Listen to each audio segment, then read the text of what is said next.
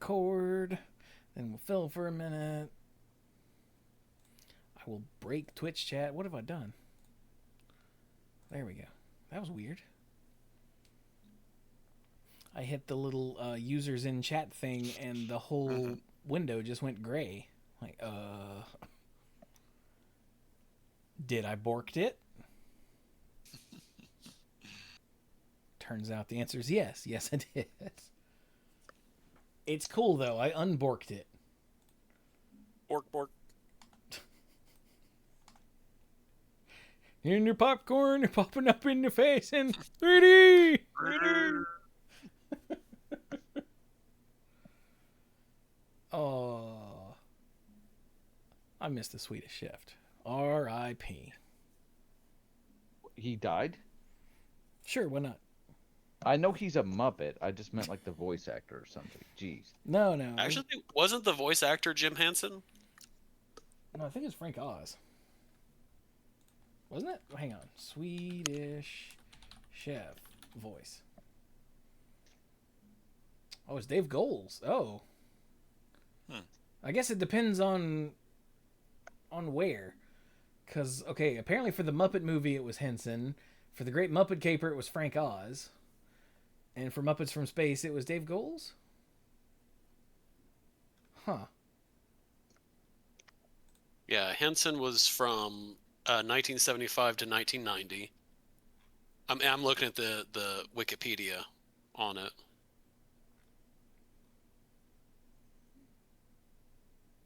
So this guy's unknown. Well, if it's on Wikipedia, it must be true. It absolutely must be true.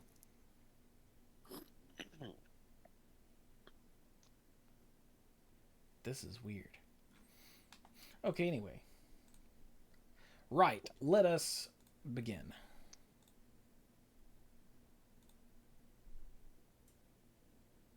Oh, jam! Hello, everyone, and welcome to the Mana Pool. This is... Did I change the number?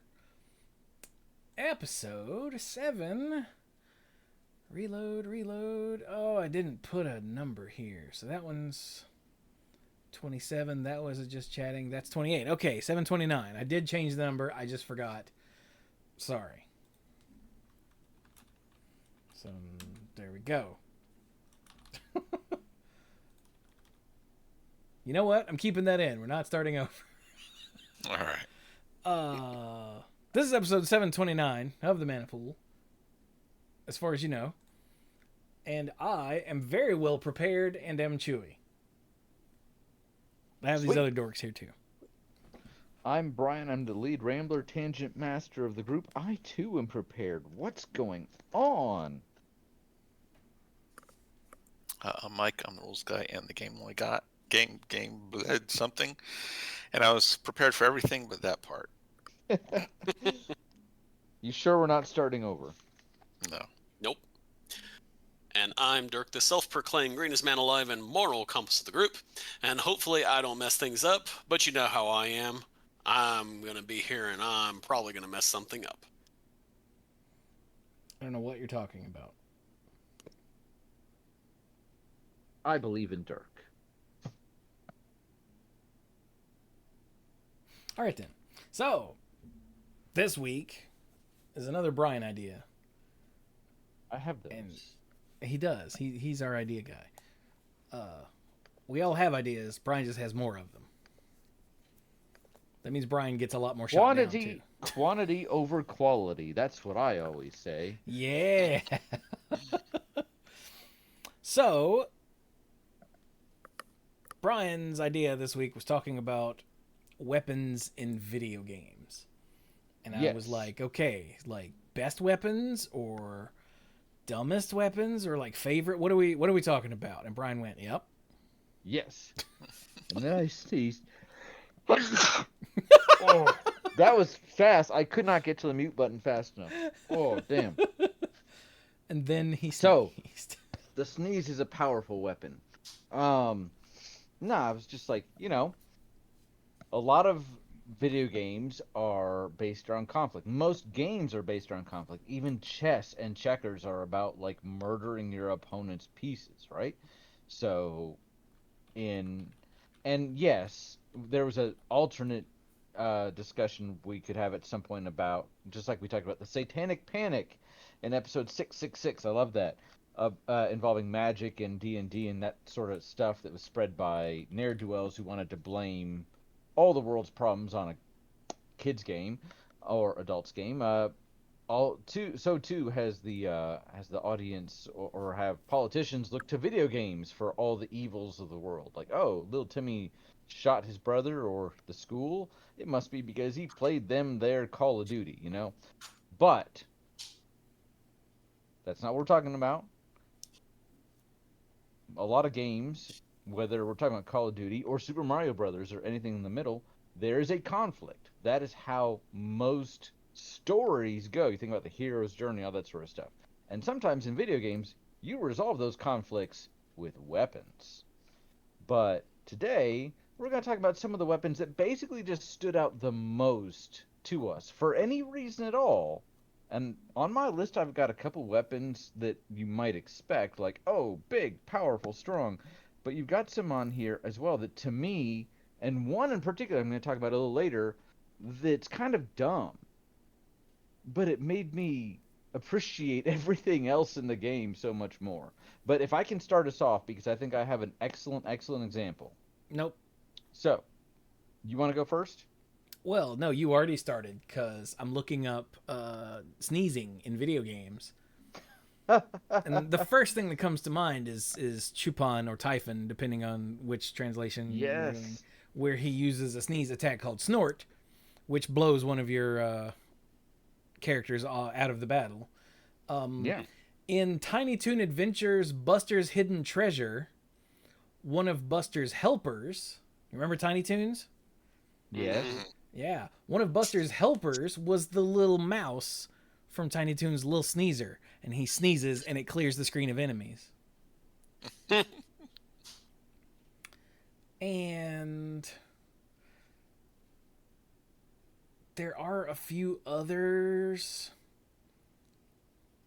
Like there's something called a shinobi sneeze in Grounded, but that's more of an item that creates a pollen cloud that makes people sneeze. The sneeze itself is not it.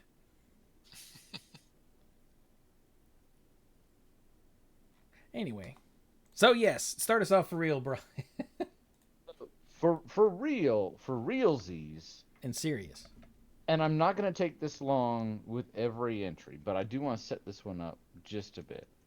I'm going to call that bet. When you're as old as I am and you were decrepit and you are 2 feet from the grave, you've been around a long time and you got the original Nintendo Entertainment System. And one of the first games you played was The Legend of Zelda. And in The Legend of Zelda, you start out with a dinky sword, or you miss the cave at the beginning and wonder why you keep dying. But you get the dinky sword, and then gradually over the course of the game, if you know where to look, you find upgrades to it. And the last one is the magic sword, and it's pretty nifty, but I wouldn't call it iconic, because it really, all it does is just kind of hits hard. And then they had a sequel, the Adventure of Link, where you really don't notice a difference in your sword, your weapons, anything, except you learn some spells.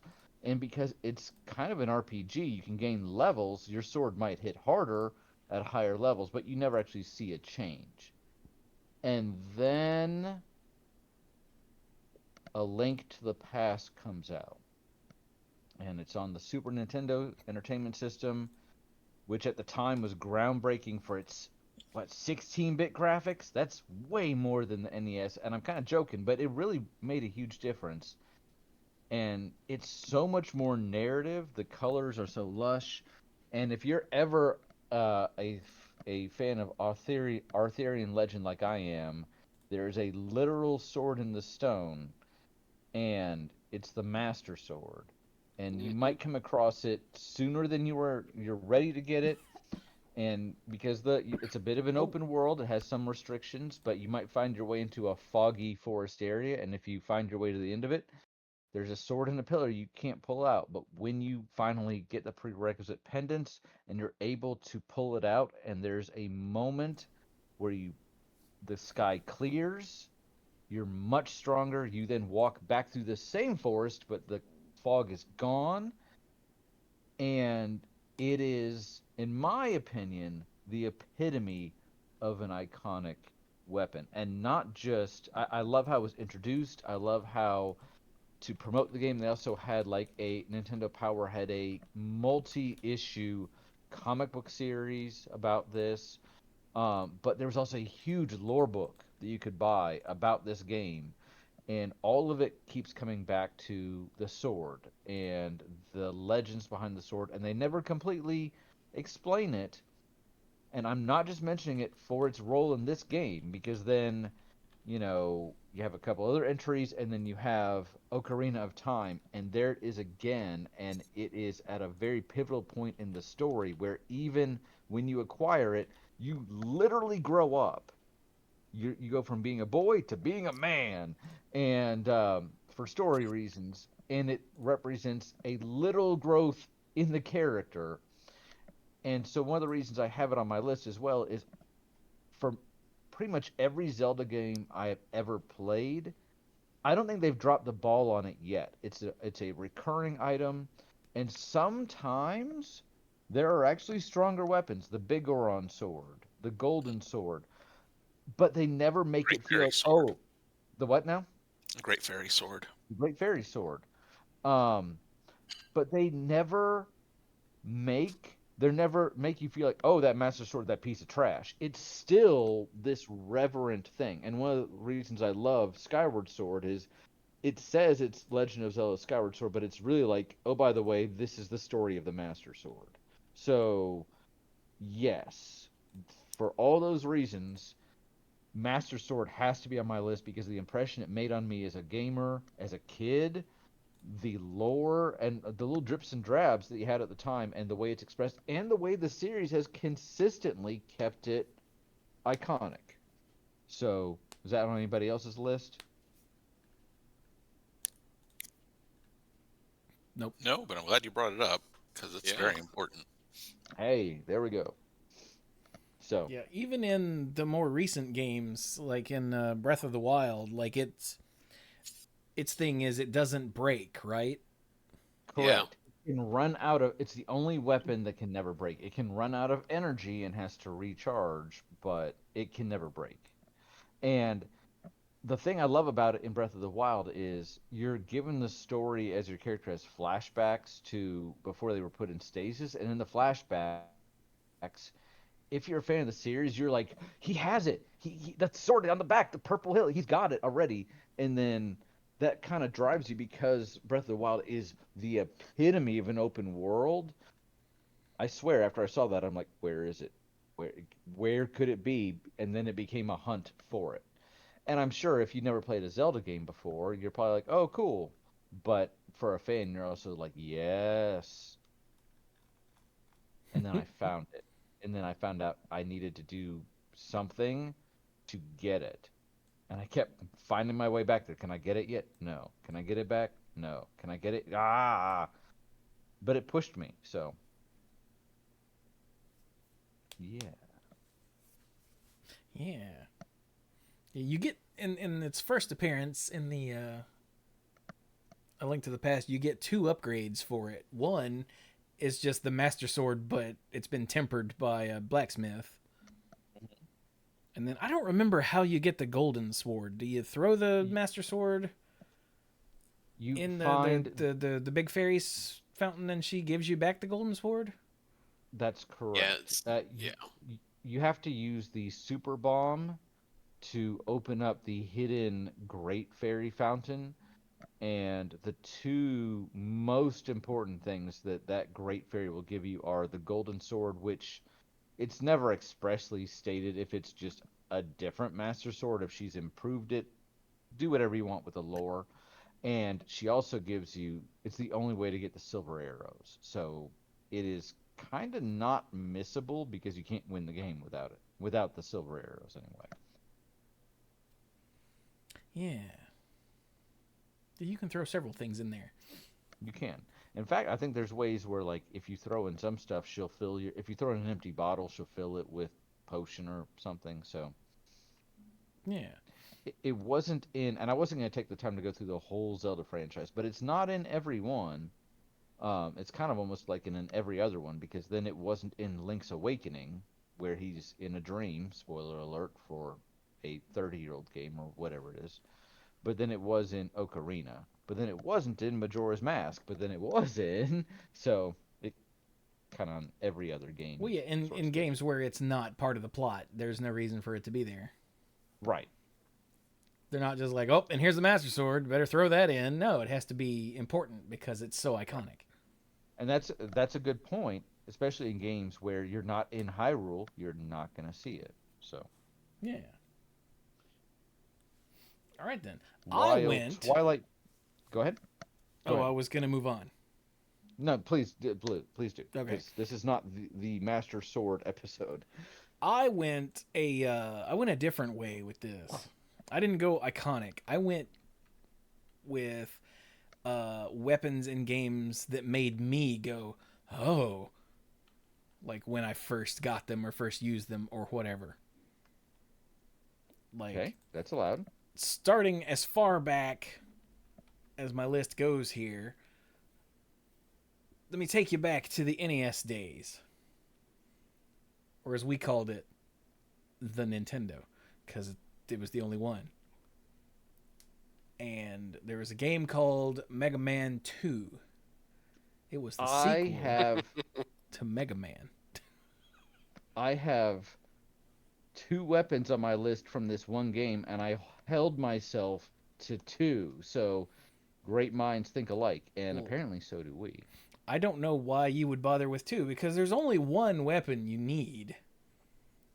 Well, except for corner cases in Mega Man 2, and it is the Metal Blade, which you get from beating Metal Man. So in for those of you that don't know, in the NES Mega Man games, every time you beat a boss, you get a version of their weapon. That's one of the great joys of a Mega Man game, is getting a new weapon to play with. Each boss weapon has its own energy meter, and every time you fire it, it uses some energy. And you have to find the energy pickups while you've got that weapon equipped to refill it, right? Right. And for some weapons, you can get like 5 or 6 shots. For some, you can get like a dozen. Mm-hmm. But, and all of these weapons, in addition to being super useful against like 1, maybe 2 other bosses, because there's a weird rock, paper, scissors thing going on with the Mega Man series in its initial run of 6 games. Each weapon you get is another boss's weakness. So that's neat, figuring out what goes with what. But in the case of the Metal Blade, it was just broken. And in a good way, like broken, like oh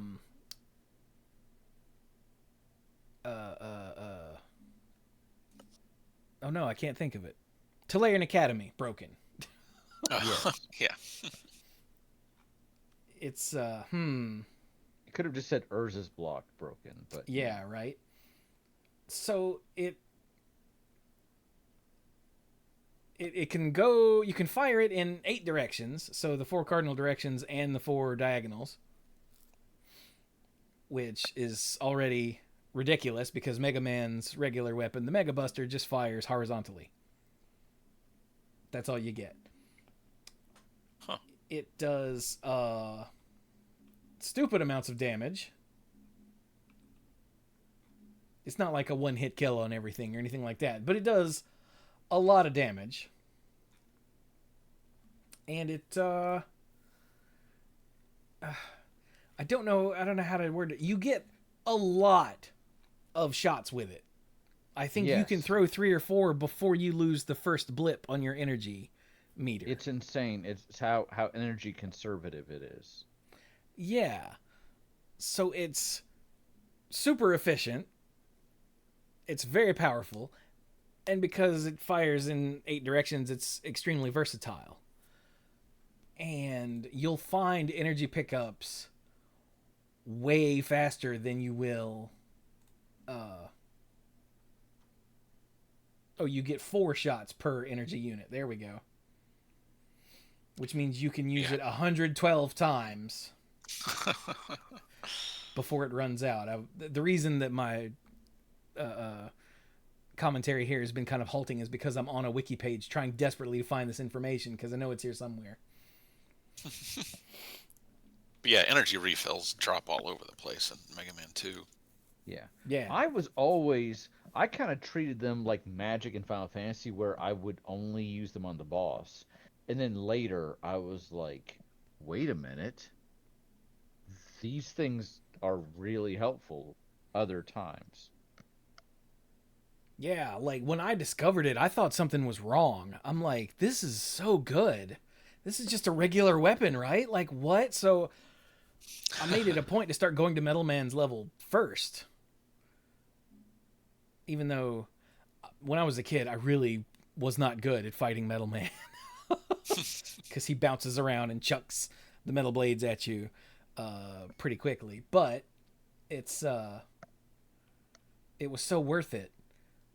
Because it's just insane. And like I said, when I was a kid, I thought I'd discovered some sort of crazy unknown thing. And then it turns out, no, everybody knows that it's broken.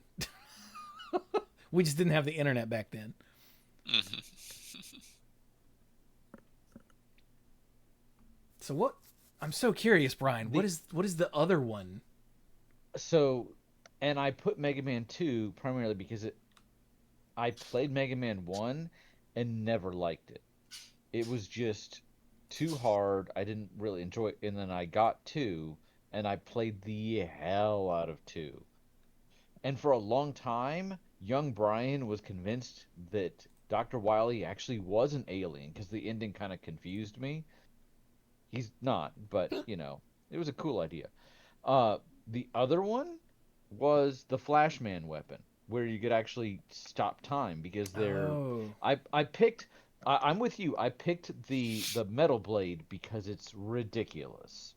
But then as far as coolness factor, the thought that that guy's coming at me. Stop time. Run past him. Oh, I'm in Quickman stage, and these laser beams are going to destroy me. Stop time.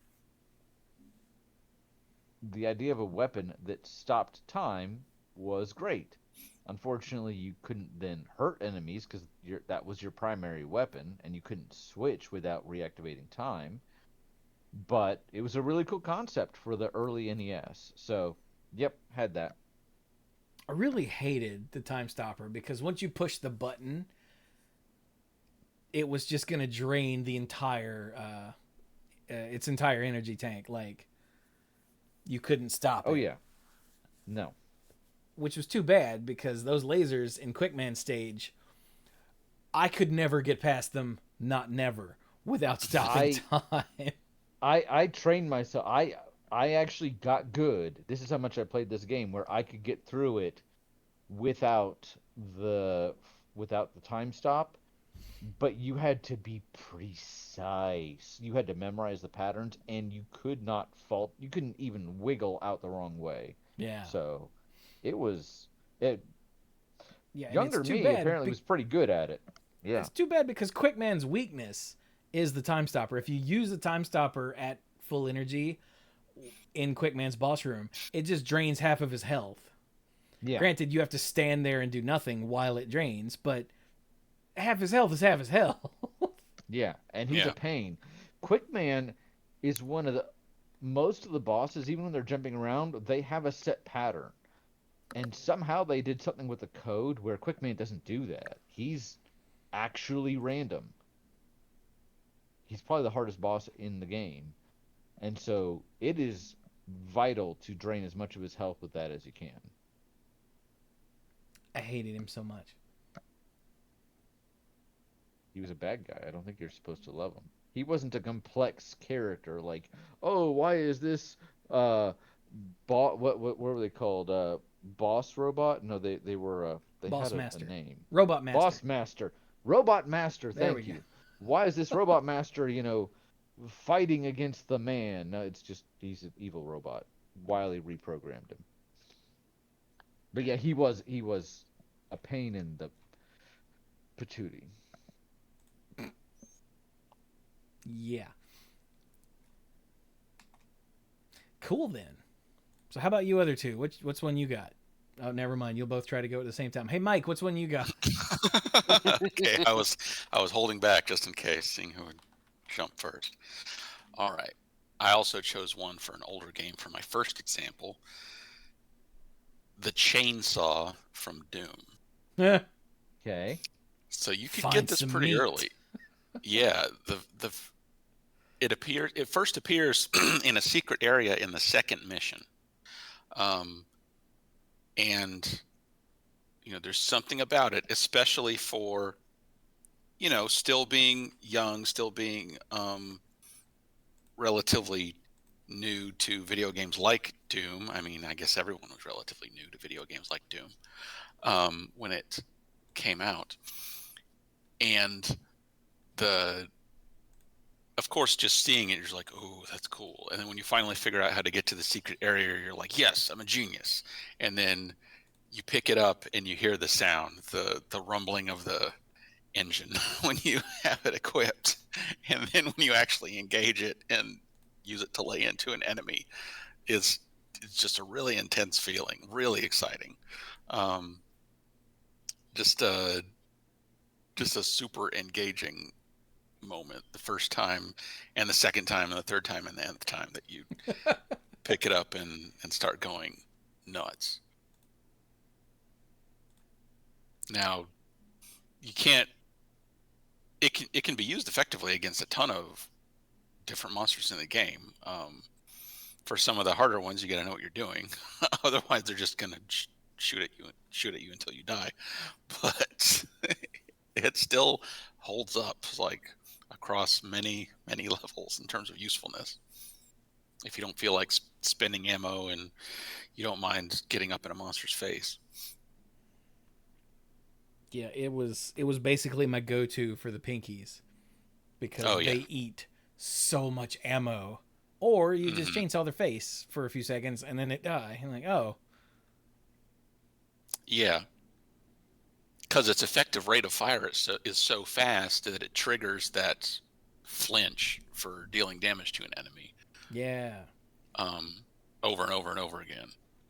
Which, unless they're one of the ones with a faster attack speed, they can't swing back at you while you're hitting them with it. Yeah. Sort of like the same reason you use a chain gun against cacodemons is because they'll just stand there and blink at you. Yeah. So, I have to ask, how old were you when you played Doom for the first time? For the first time, pretty sure I was middle school age. Okay. I love your family. Your brother's awesome. Your mom is great. But you weren't allowed to play swamps in Magic. So you were okay to play Doom. It was a shareware thing that was, I mean, no one ever... Does anyone even remember how they get their own shareware copy of Doom? That ended up on our computer somehow. I probably got it from Gabe. That sounds right. And yeah. And that stuff about hiding magic cards from me, that was just like in elementary school. Okay. Yeah, besides, Brian, you're not summoning the demons, you're killing the demons. Yes. With a chainsaw, with a noise that apparently brings him great pleasure. So excitement. It is a good sound.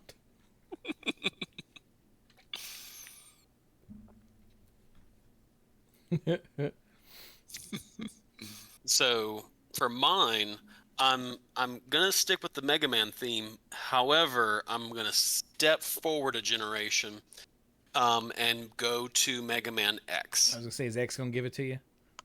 X is the one, and it's gonna be the X Buster. And the reason why I say that, so in Mega Man X, you start off and you're kind of like Mega Man, where it's pew pew pew, and then you can charge up and do the powered up shot and everything. But in Mega Man X, if you go to it is Flame Mammoth stage, there's a section where you can, as long as you have the dash boots and the helmet, the upgraded helmet, you can break the blocks that takes you to the capsule that has the X-Buster in it. And like, just so you start off as regular Mega Man at the beginning of the game, but you can upgrade the armor of Mega Man X as you go through the game. So the legs give you dash. The helmet lets you break things, like break certain blocks when you jump upwards. They break blocks on the way up. The armor cuts your damage in half. And the X-Buster, which is the arm cannon, can charge up to a super attack. And so in the game, one of the cool things about the Super Nintendo is it had what was the special modes? I think it was mode 7. Mode 7, yeah. Where it was where you could have things going on in the background and the foreground. Like, this is how they were able to do 3D graphics with only 2D sprites. And so it was allowed the game to do a lot of that. Well, the arm cannon, when you fire it, does a spinny thing that I don't know if it dealt with the mode 7 and everything, but it rotates as it goes around. But that's actually not the reason why I bring up the X-Buster in Mega Man X. Going to what Chewie and Brian were talking about, where you can certain attacks of the bosses, the in this case they're called Mavericks instead of the Robot Masters, but you get their attack, and when you fire them, there's the regular attack, blah blah blah. But if you use the X-Buster, you can actually charge up the Mavericks attacks, and you get a special attack out of it. So for example, Chill Penguin fires this, he has an ice attack. It looks just like Mega Man's regular pew pew pew shot. Mm-hmm. But if you charge up and use the X-Buster, it turns into an ice penguin platform that slides forward because it's made out of ice. My favorite was Armored Armadillo's attack. And I say that because when he fires, it's this whirly ball that comes out, because I guess it's like armored ball or something, but it goes out and it just it slides along the ground and hits and blows up whatever it bumps into. But when you charge it up, it creates a force field around you. What's really fun about that is you get energy tanks, life bars, all that stuff. Well, one of my friends back in high school, when we were playing, you'd go through all these stages, you'd have these really hard boss fights, and your energy tanks would be depleted, and you'd be like, well, how am I going to fill these up? Well, you have to go through the levels, and you have to go and collect all that while trying not to take damage and blah, blah, blah. Well, what we discovered was if you go to Armored Armadillo's stage and you charge up and you throw on the shield, you can roll through the first section of this stage, which has a whole bunch of bat creatures that don't take down the shield when you hit them. It kills them instantly and outright. And if you just go back and forth in that intro area, you can totally refill your energy tanks in like 5 minutes. All 4 of them from 0 to fully charged in about 5 minutes. Nice.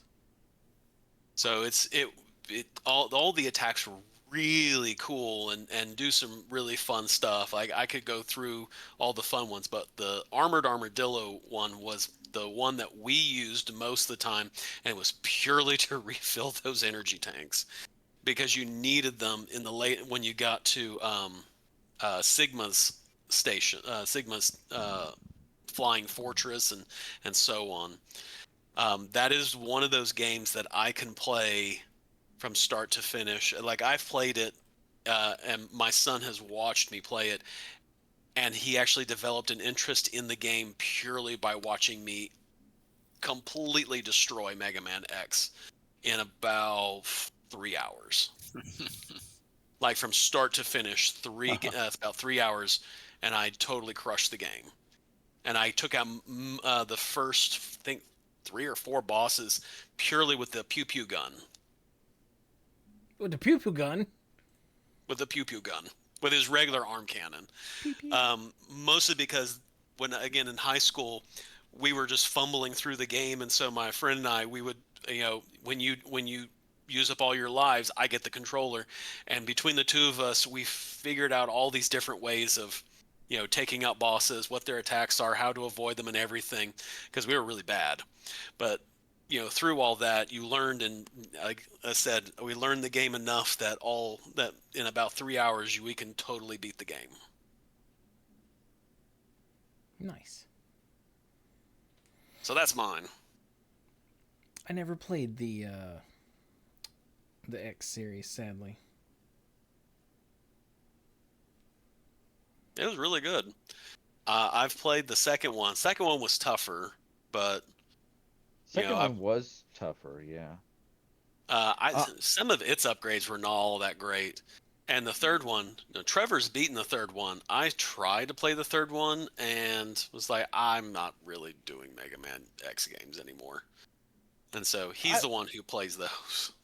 I played 1, 2, 3, and 4. But what I didn't want to step on Dirk or, in a hot way or any other way.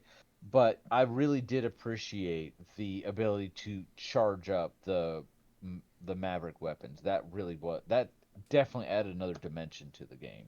Mm. I'm with Dirk. Yeah. So, I guess back to you, Brian. Back to me. This one I kind of alluded to in a text that we were sent each other when we were discussing this. So everybody that had a GameCube or an N64 remembers GoldenEye. And it's not because, yes, it was a good single player game. It was tough. I don't know how anybody made it through like 00 agent difficulty. Just insane. Like there were certain levels where I died and I never even saw the person that hit me. It was fun because of the multiplayer. And this was back before, again, the internet was a thing. So you'd be crowded around with 3 other people because on the N64 you could have up to 4 controllers. And guys, I don't know if you realize how revolutionary that was. Up until now, it was like 2 players max. So 4 players, that's crazy. And there was absolutely a rule about don't you ever look at somebody else's like portion of the screen, But my brother and I would play this game endlessly. We rented it so many times from Blockbuster. But the multiplayer was excellent because you could unlock all the various stages, and it would just be you and your friends like hunting each other down. And it had a lot of cool weapons that I think could be on this list. The Golden Gun was insane because it was one shot. You could have, I think there was a rocket launcher. I don't remember everything. But I have to give the nod for coolness to the remote mines, because you could set a huge number of those and then they would not go off until you then activated or you press the little trigger button, and they would all go off. And if they were near other things that were explosive, it would cause a chain reaction. And so my brother and I would spend ungodly amounts of rental time on this game in areas like the facility, just like, if we throw bombs in these particular places in here, how big an explosion could we get? And it was not always the most effective way to kill your enemy. And again, multiplayer, like, hey, what's Brian been doing for the last 10 minutes? I'm like, don't go through the door. It's not effective. But for pure, like, physics engine stress test, it was amazing. And yet somehow, because they all went off, because you could spend like 15 minutes setting it up and they all explode, and like you have 10 seconds of like, that was amazing, and then it's all done. Wow, maybe that's what it's like to do drugs. And 5 of those seconds is instead of frames per second, you're getting seconds per frame. Yeah. Yes. Yes. I Yep. distinctly But- remember the big explosion frame drops in GoldenEye. Yes. But then, as soon as I get my hit, I'm off looking for more remote mines. So maybe I had a problem. But they allowed you to play in a completely strategic way. That yes, you could play strategically with other weapons, but because proximity mines, if you threw one and then you got too close, it was over. Guns, you kind of had to see the other person. It took me a Proximity while mines to. also work through doors. That's true. It took me a while to realize why Jaws sucked and Odd Job was great. I did not like playing as Odd Job because I didn't like having to tilt up to hit anybody. But then I made the realization, as so many players did, of like, wait, they're not hitting me. This is kind of broken. But the remote mines, real separate aside from power or anything else, allowed you to be playing a different game than everybody else, and that's why that gets the nod from me. It's not a mystical weapon set for thousands of years in a pedestal. It's not a gun that goes pew pew pew. It's just you set a bomb, you bomb, and then you press the button and it goes boom. See, But When I loved it. when I was in college, my freshman year, we would have those at least once a week, sometimes twice a week or more. Um, we would have Golden Knight or Perfect Dark matches where we would meet in one of the guys' rooms, and we'd throw on that, and we would just do multiplayer, and we would play for hours, swapping. Whoever had the highest one stays. The other three remotes get passed around, and so on. And there came a point where proxy mines were banned, and they were banned because of me. Because no matter what level we were in, what they would always find is I would instantly, you play enough, you figure out like, oh, there's the proxy mine for this level. There's where the proxy mine is. And you just go, I would laser beam my way to it. And then I would start throwing them on doors, because doors are how you got from one part to another. So what I would literally do is grab them and I would just throw them on doors. And so I learned really quickly that they go through doors. So I would, grab them, throw them on a door, and I would run to the other end where there was no, other way. You had to come through the door to get to me. And as soon as it would go off, I would go through the door, throw a proxy mine on the furthest door, and then go back through. And if anyone spawned near that door or ran through that door or any of the doors, they would get blown up. And so at some point, they were just like, no, we're not doing proxy mines anymore. And it's purely because of you. And we also were known for doing the golden gun mode, where it was one shot, one kill, or whatever mode it was, where if you get hit in any way, you're dead. Yeah. And so that also was part of what played into it as well. Good Lord. Yeah. I very much remembered that weapon. My life changed, going back to the remote mines. My life changed when I realized that there was a controller shortcut to detonate them. Really? So I wouldn't. Well, once I discovered that, I wouldn't use them like Brian did. I would run up to people and throw it at them and detonate them in midair. So I was using them as like little mini grenades that I had control of. And people didn't like that for some reason. I don't know why. Like I'd be in a hallway and someone would run past me, and I would just grenade, boom. What got me? And I'd be like, how did you? Damn it! Well, while we're on the 64, then I will go to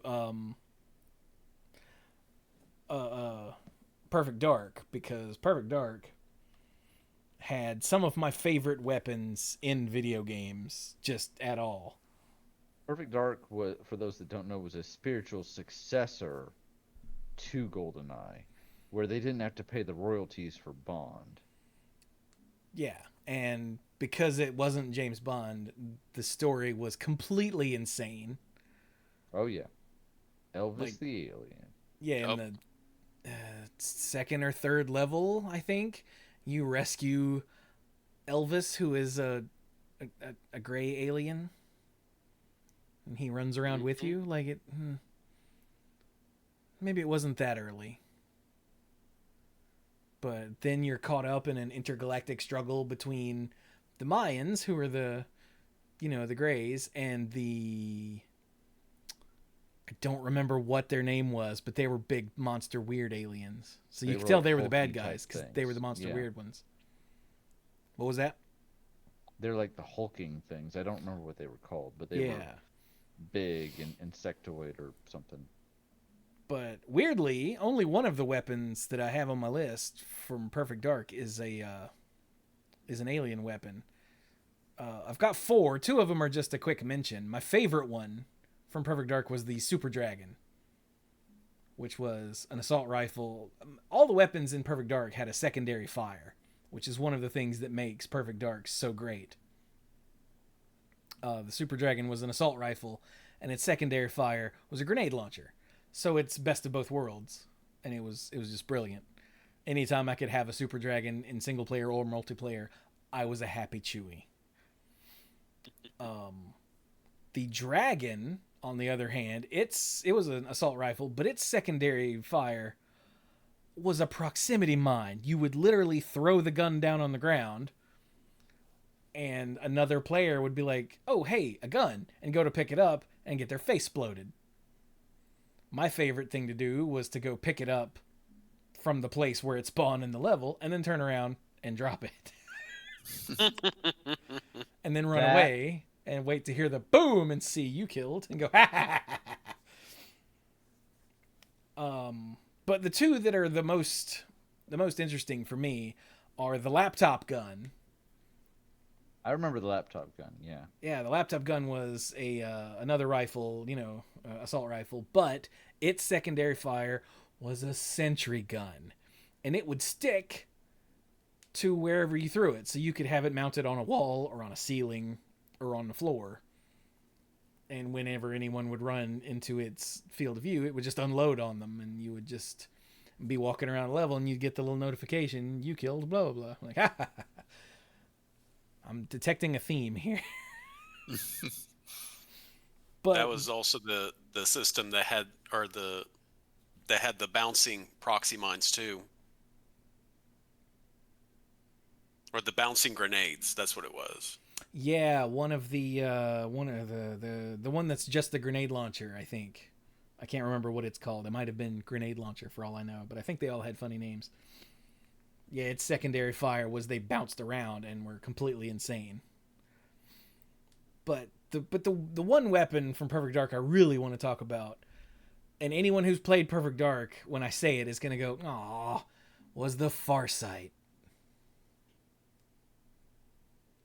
I feel like I remember this. The Farsight was a laser sniper railgun.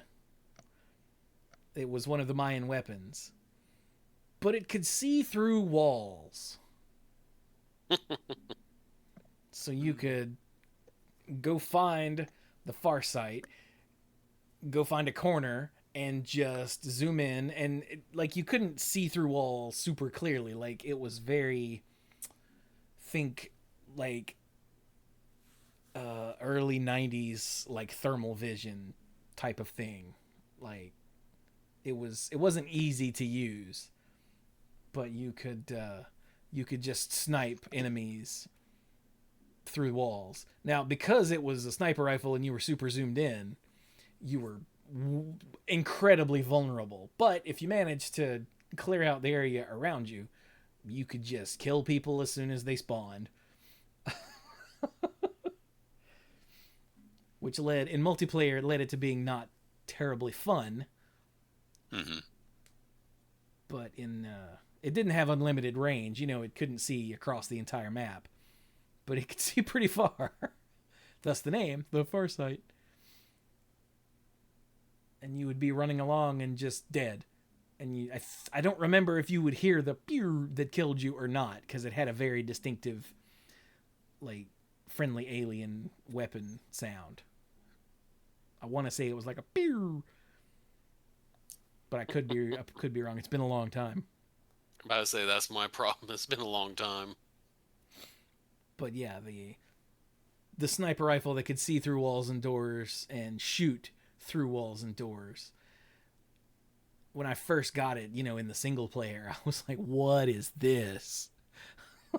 Surely this won't be available in multiplayer. Yeah, it was. Perfect Dark was such a good game.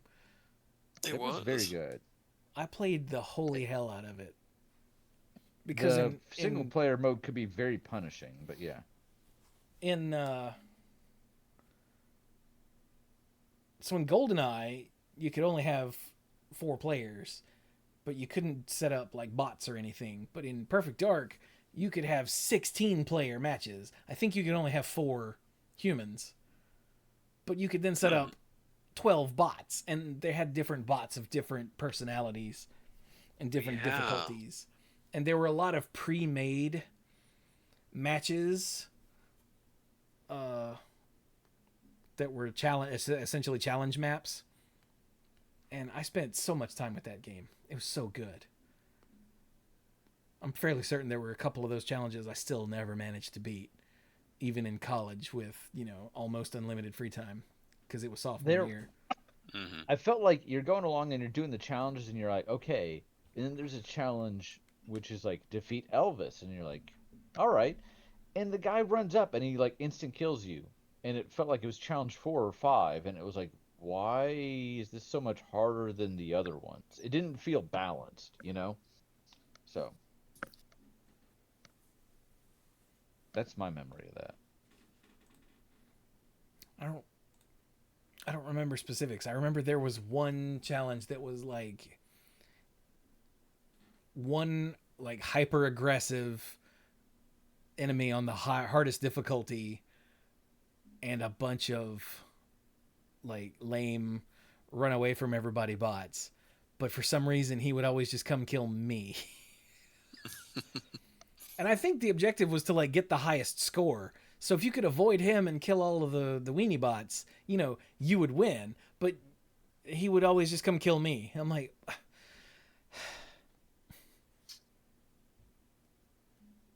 Anyway. So, Mike, what you got? Since apparently we're going in order. All right.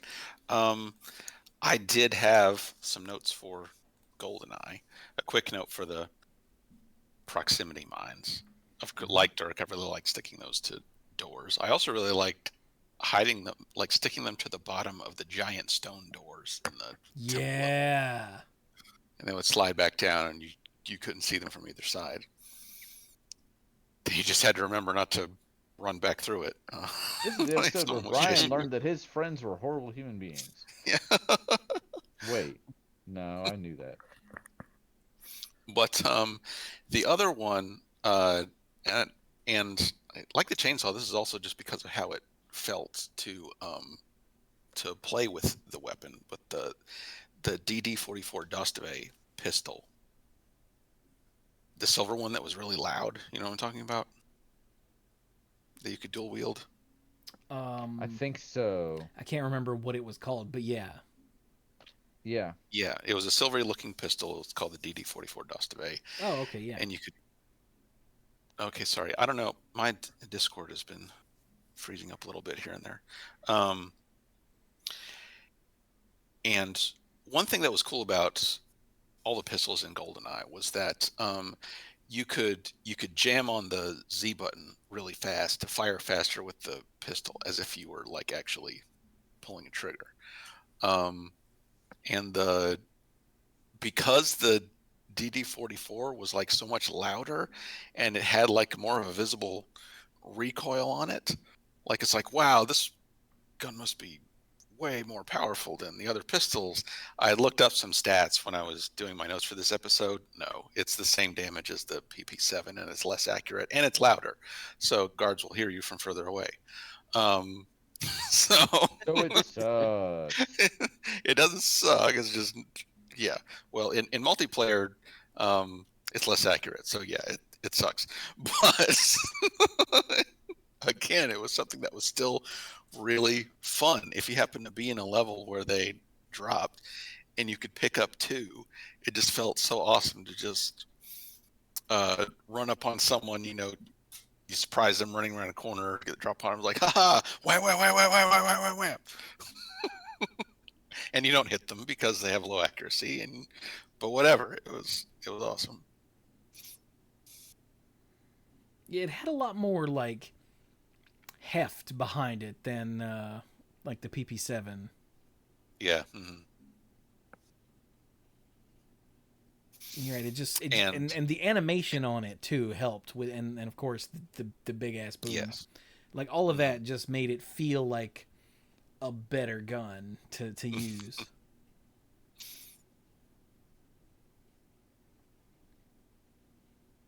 And like all the other weapons, all the other guns in the game, it was based on a real world thing, and the development and testing stages of the game, they used the real names, but then later they realized it would be a licensing nightmare to actually use the real world manufacturer names in the game. So this is the DD44 represents something called a TT33, and it was called a Tokarev in the development and testing stage. Neat. Mm-hmm. All right then. So, for me, we're gonna take.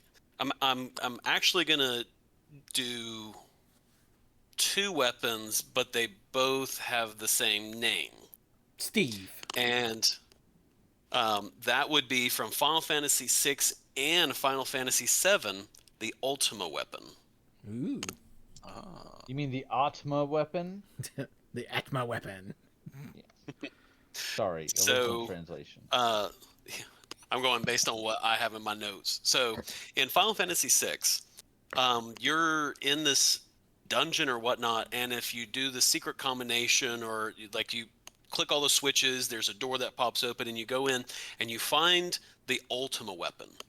So what makes this weapon so interesting is all the other weapons in the game essentially have certain stats and whatnot, and they do, whenever they hit, they do kind of a flat damage. Like it's scales, but it's within a certain range in terms of the damage.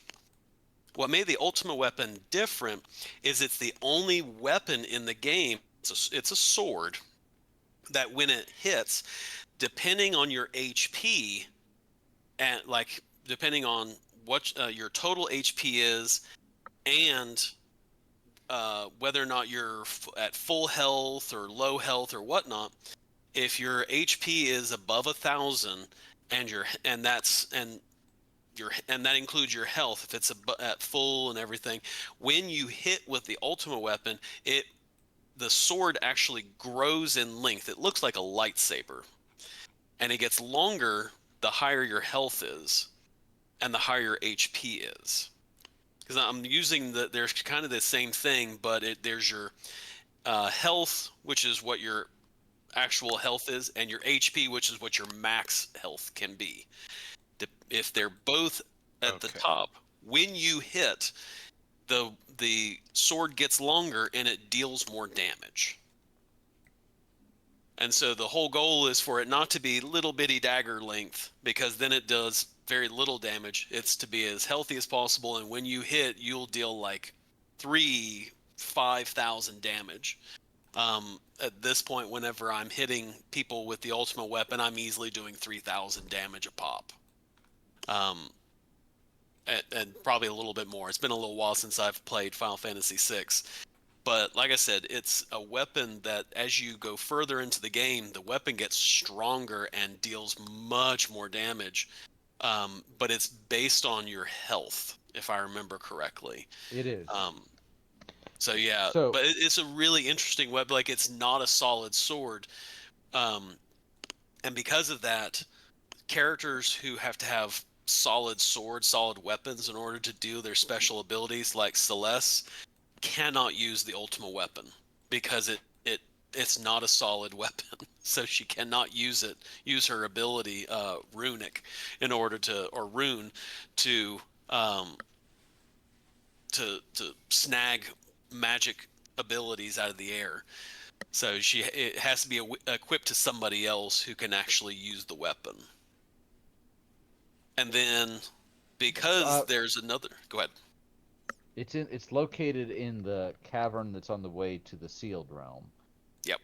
After you have the dinner. Well, no, this is before you have the dinner with the Emperor. So, sorry. And yes, When you you heard release it here. the espers. You heard it here first. Dirk likes it when his weapon is much longer. That's you don't right. want it to be small. You want it to be long. And it grows as you get stronger. Yes, it does. I would just Keep like going, to point Dirk. out that it's not the size that matters. Hey, to Dirk it does, and he's not wrong. Like when you pick that thing up and you equip it, you're like, this does nothing. But then Yeah. later in the game, you re-equip it, and you're like, wait a minute, because the game like, doesn't do a "Holy good job crap." of the game doesn't do a good job of explaining that. So you kind of get it, and you think this is pitiful. Why does the game say this has 255 attack? It doesn't. And then you realize later. So, And then the ultimate weapon shows up in Final Fantasy VII, but it's not the same sword. And I throw it on the list purely because it is. There's nothing special about how you. I mean, there is, and how you get it. But the thing I like about it is that it is an amazing looking sword. It is, as said, it is for Cloud. It is his ultimate weapon. It is this big old sword that essentially is just it doesn't have any special design to it other than it's just a giant, I said just a V-shaped sword. So it's not like a tapered sword, or it's not a sword that has like weavy lines, or intricate design or anything. It's just a sword that has a really wide base, and it just tapers, or it slowly comes to a V at the end.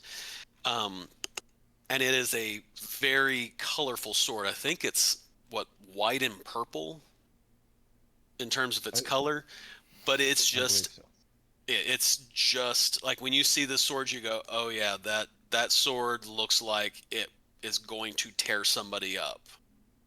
And like I said, it is his weapon. And my favorite part, by the time you get that weapon, you should be able to unlock Cloud's ultimate limit break.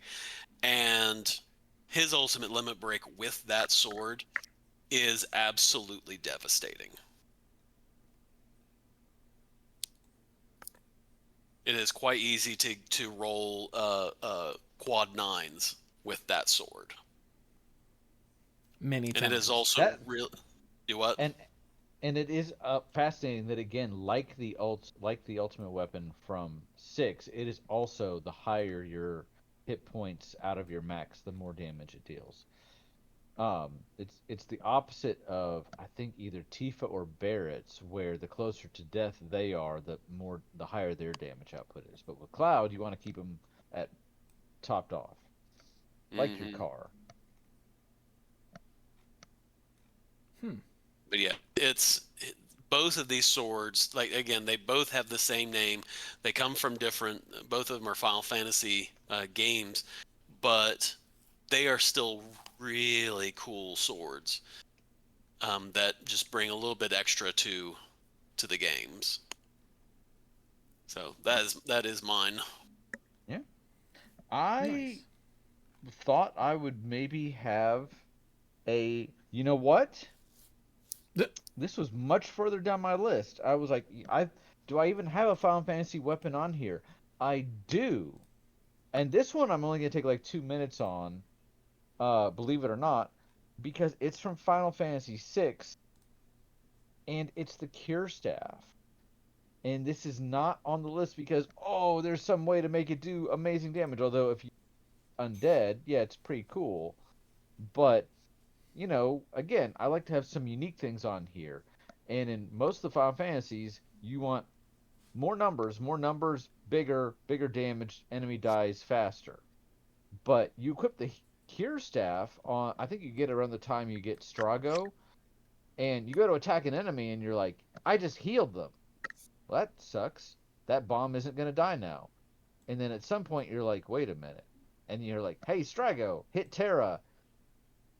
And she heals. And you're like, yes. It kind of takes me back to Final Fantasy 1 when you would use certain items from your inventory in battle. Like, not potions, not cures, heals. You would use, like, Giant's Glove. Or you would use, like, a Zeus's Gauntlet that it casts a spell for you for free.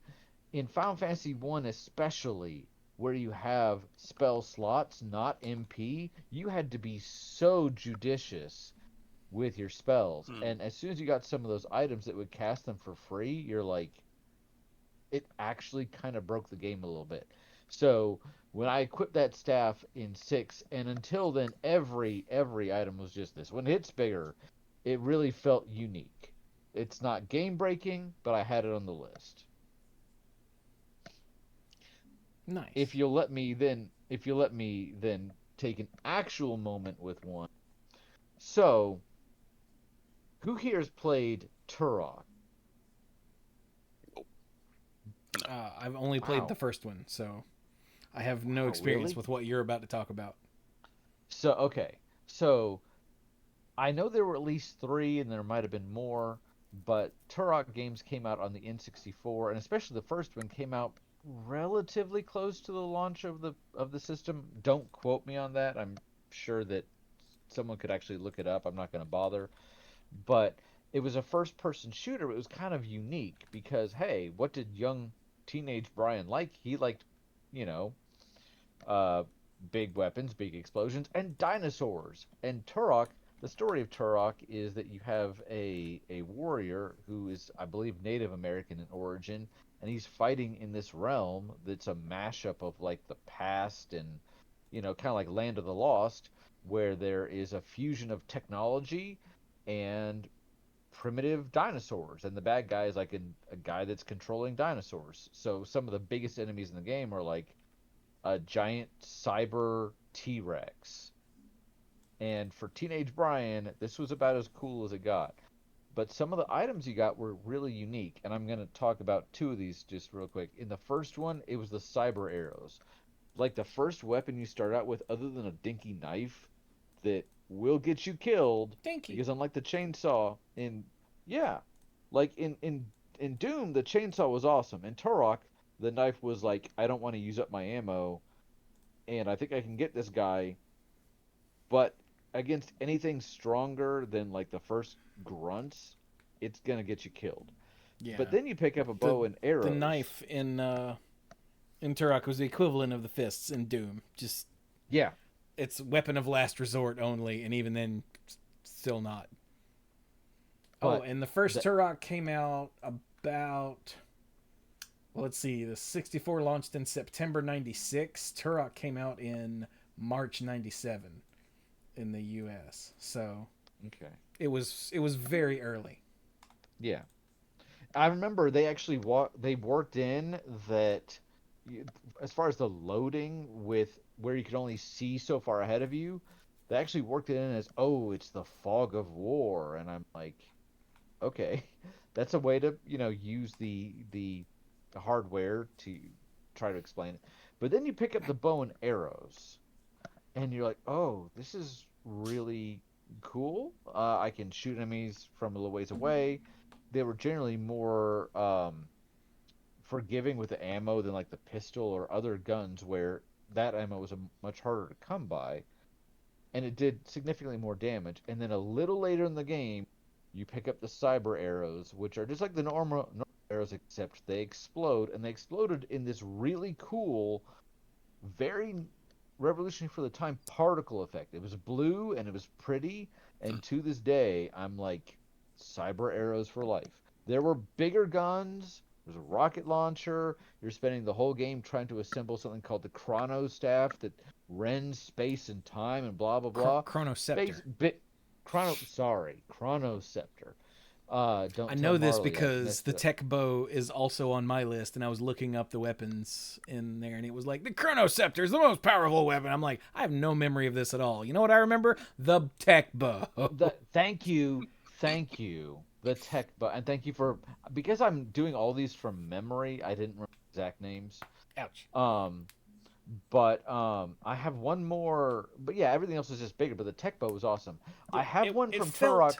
It felt so good to like draw and fire, unlike Yes.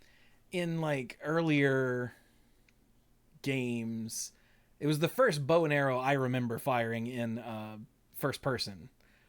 Yes. But Except for, unlike like, maybe earlier Zelda. games, like on like Kid Icarus, you know, on the NES, or and things like that, you know, it was just a pew pew pew, like arrows just came out. But this one, you could see him draw it back and hold it, and and then when it launched, it was like, it felt so good to use, which is why it's on my list. Like, even though it's your starting weapon, like, it's so good. And isn't it funny that this was on both of our lists? That, hey, there were bigger things, rocket launcher, boom.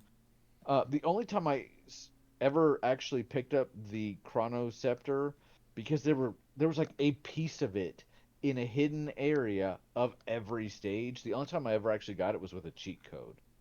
And so it was like, eh. But yeah, tech bow. And then you said you never played 2. So there is a rather infamous weapon in 2 where they decided to take up the violence a bit. I guess they figured out, hey, Mortal Kombat, you know, we have a video game with dinosaurs and explosions and that sort of stuff. Let's do more explosions. So there is a gun called the Cerebral Bore. And it does exactly what you think it does. It's a gun. It fires a projectile. The projectile is heat-seeking, except it's more like head-seeking, because it seeks out the close. I don't think it can come back on you, but it finds the closest skull, gets in there while it's penetrating you. If it hits you, you're kind of immobilized, and then it just detonates. I'm pretty sure it's instant kill. And yes, it was available in multiplayer, and it was so dirty because you'd be running around, and then someone would fire it off at a distinct sound, and it would hit you, and your screen would turn red, and you're powerless. As in the next like 2 to 3 seconds, you're just like, well, don't have a head anymore. So, but it was satisfying in a very dark and twisted and violent way. It was satisfying. It's definitely the most violent weapon, which is saying something, on my whole list. Except for maybe another one. But the Cerebral Bore was really like, did they really make that? Yes, they did. I feel like I should point out, because anytime I get the opportunity, that the Turok games, at least the first 3, originally by Iguana Entertainment, have been remastered on... Well, I know they're on PC because I'm looking at them on Steam. I don't know. I assume they're on the consoles too. But they've been remastered by Night Dive Studios. That's how I first became aware of Night Dive Studios, was they did a remaster of Turok. And I was like, oh, holy crap, I love this game. And then they're the ones who did Doom 64. They did System Shock 2 remaster. They recently did the remaster of Star Wars Dark Forces that we talked about a couple months ago in the Star Wars video games episode. So, yeah, they do good stuff. So if you are at all nostalgic for the old Turok games, you can get them and play them now. Or you could, you know, just do the emulation thing, and that's probably just as good. But if you don't want to fool with all that, you can get them now and play them. So I Yay. took a little I took a little time with mine between the Cure staff and the Turok games. I know, Chewy, you said you had the tech bow, so you kind of piggybacked on that. But what's another item from your list? So okay, I played a lot of Fallout 3, right? And Fallout Yes. 3 had a lot of crazy stuff in it. It's the only it's the only Fallout game I've played. I still haven't played New Vegas or 4 because bad at this game. But Fallout 3 had stuff like the Ripper, which is like a trench knife with a chainsaw on it. Yeah. It had things like the Rocket, ROCK-IT, the rocket launcher, which fired junk. You know, teddy bears and cans, all that crap that you found in the wasteland. The junk launchers. Yeah, you could turn it into ammo, and it did a pretty good amount of damage if you kept it repaired. I remember in the Pit expansion, there was the auto axe, which was it's just a rotating axe, and it had a unique variant called the Man Opener, which I have to mention just because it's called the Man Opener.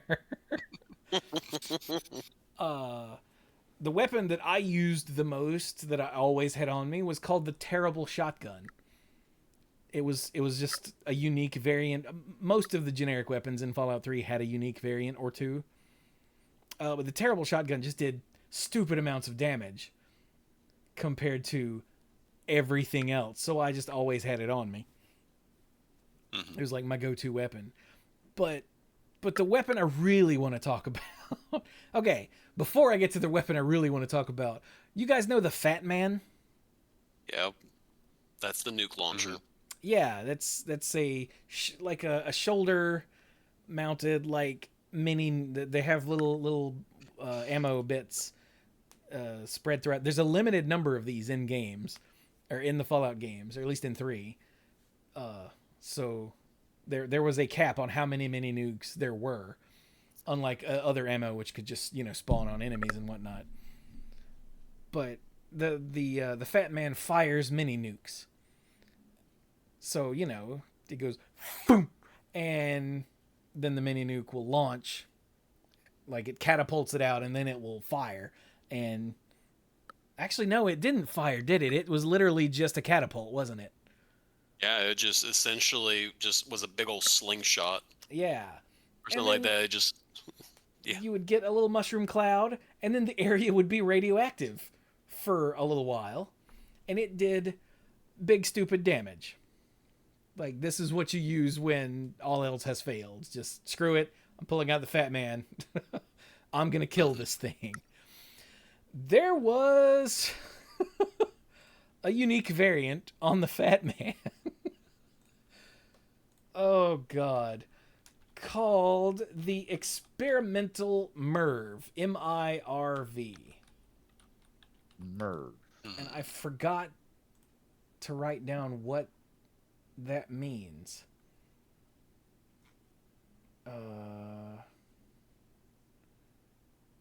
Oh, it doesn't say. Oh, here we go. Multiple Independent Reentry Vehicle. It's a military term. So it's a collection of nuclear weapons carried on a single ICBM, Intercontinental Ballistic Missile. Using a MIRV warhead, a single launched missile can strike several targets or fewer targets redundantly. Okay. So the experimental MIRV looked just like a Fat Man. So you wouldn't know it was different. But when you pulled the trigger, instead of launching a mini nuke, it launched 8. 8? Yeah. Like the number higher than 7. Most of which, and it launched them in a spread. Yep. And part of that spread was right down at your feet. So unless you were up on a hill or somewhere high, if you used the Or you just had a experimental MIRV, You just had to angle really high. Do not Yeah. angle low at all. You could not launch it in VATS because VATS in Fallout 3 did not account for arc. So it would try to shoot directly at the thing and you would just explode. But that's what happened with the grenade launcher. That's what happened with the Fat Man. If you try to launch them in VATS, you're just going to get exploded. But the experimental MIRV, and like Dirk said, unless you angled way up or were up on a hill or on the edge, like a balcony or something, you were going to die. And I found it. Wherever it is that you find it. I think it's like a National Guard depot. Oh, it's right here. Yeah, it can be found in the bomb shelter area of the National Guard depot. And I found it and I was like, ooh, a unique Fat Man. Cool. And I can't remember if there was an in-game description or not. But I equipped it, ran outside and found some kind of enemy and said, got him, pulled the trigger, and immediately exploded. And I was like... Got him, indeed. And the enemy is just like... I was like, what just happened? So I reloaded, thinking that I did something wrong, and it turns out I did. Doing something wrong was using the experimental MIRV. But,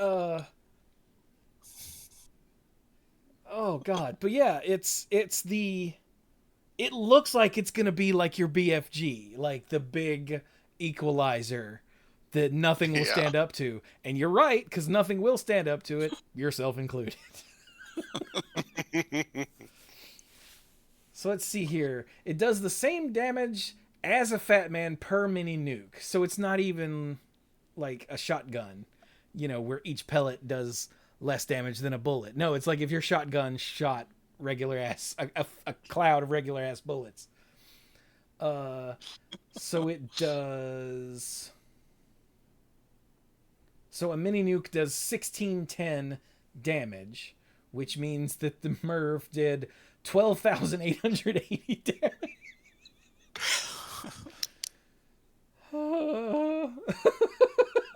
Numbers are funny in RPGs sometimes.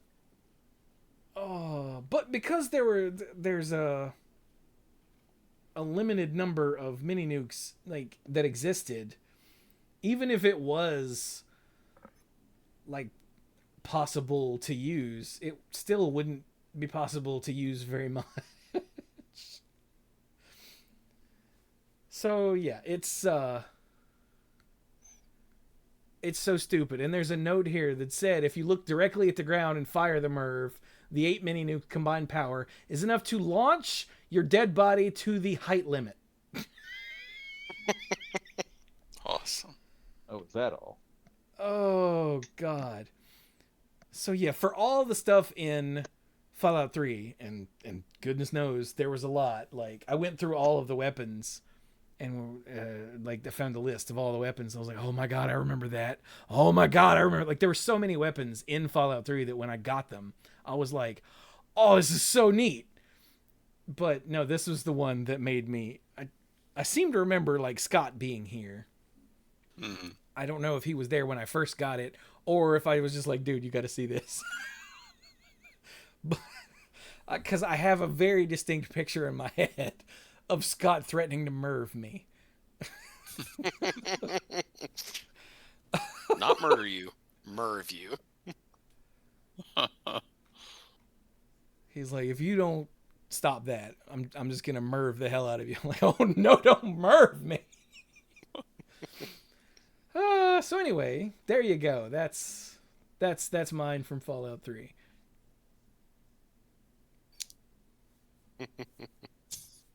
Mike? All right. I didn't play any Fallout or Turok.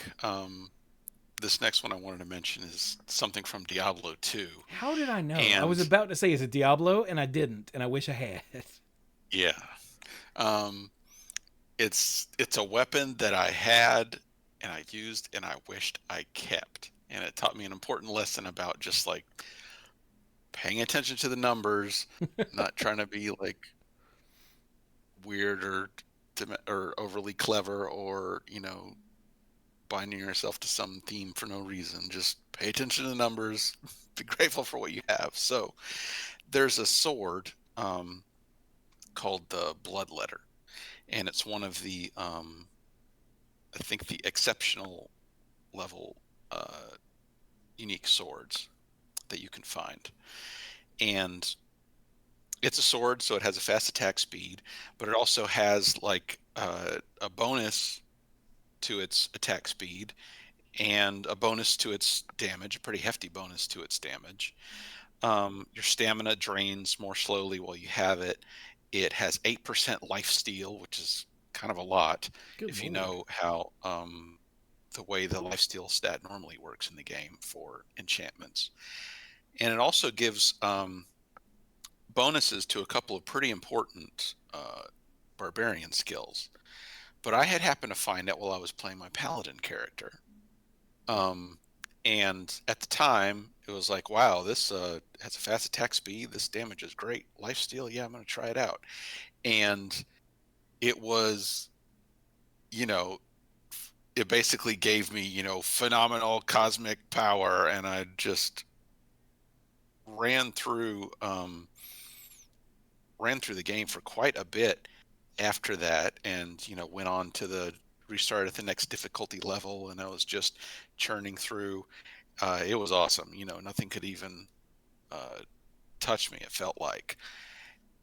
And then at a certain point, I kind of had forgotten that it had been carrying me this entire way. And I'm like, and then, some paladin weapon dropped. The paladins use maces. They're the only ones who can use the special maces. And one of those drops, like, oh, this is pretty good. And I'm a paladin. I should probably be using one of these anyway. I've had this sword for a while, whatever. And then in some kind of like bizarre madness, like because my inventory was full, my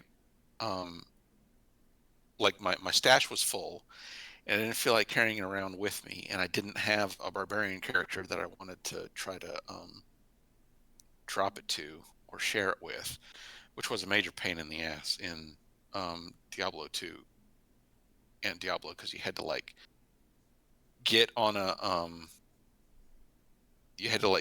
network game with someone else you knew and like log in as one. Like the other person had to be there, so the session would stay persistent. You had to log in as the character who had the weapon, drop it, log out, come back in as the character you wanted to get it and pick it up. Well, your other friend was just like hanging out. Anyway, so instead of like holding on to it or trying to save it to like trade it to a barbarian or like make a barbarian hold it, I just got rid of it. I just sold it to one of the NPC vendors. And hubris. Man, my character sucked. Like it was bad. I started to struggle, and it was even worse because in Diablo 2 there's an experience penalty when you die. You don't just have to do a corpse run to pick up your stuff. You also have to claw your way back up through an XP hole to get back to where you were. And I had to give up on that game and switch my character back down to a lower difficulty level because I could just not play anymore after giving up the Blood Letter. And I just felt like such a doofus. And it did teach me an important lesson about how to play games well. Damn. As someone who has played Diablo 2 and Diablo 3, I can absolutely confirm this experience. Yeah. Yeah, I feel you. I don't remember specifics, but I know I've done that before to a lesser extent because, most games don't work the same way as Diablo, but yeah, gotten rid of a weapon and then not long afterwards going, "Aww." I know. Hell, I did that just recently in Balatro. I sold a Joker, and then the next round I sucked, and I was like, Oh. That thing was doing more work than I thought.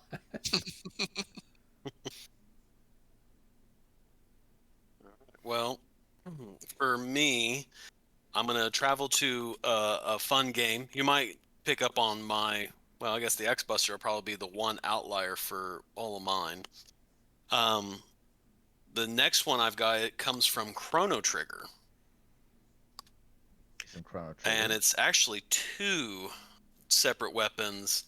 The first one is the Rainbow Sword. So, I'm just say Chronos. Like his final weapon is called Rainbow. So it's the Rainbow Sword.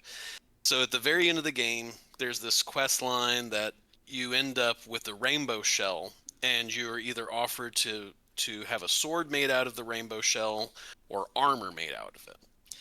And the right choice is to always make the sword.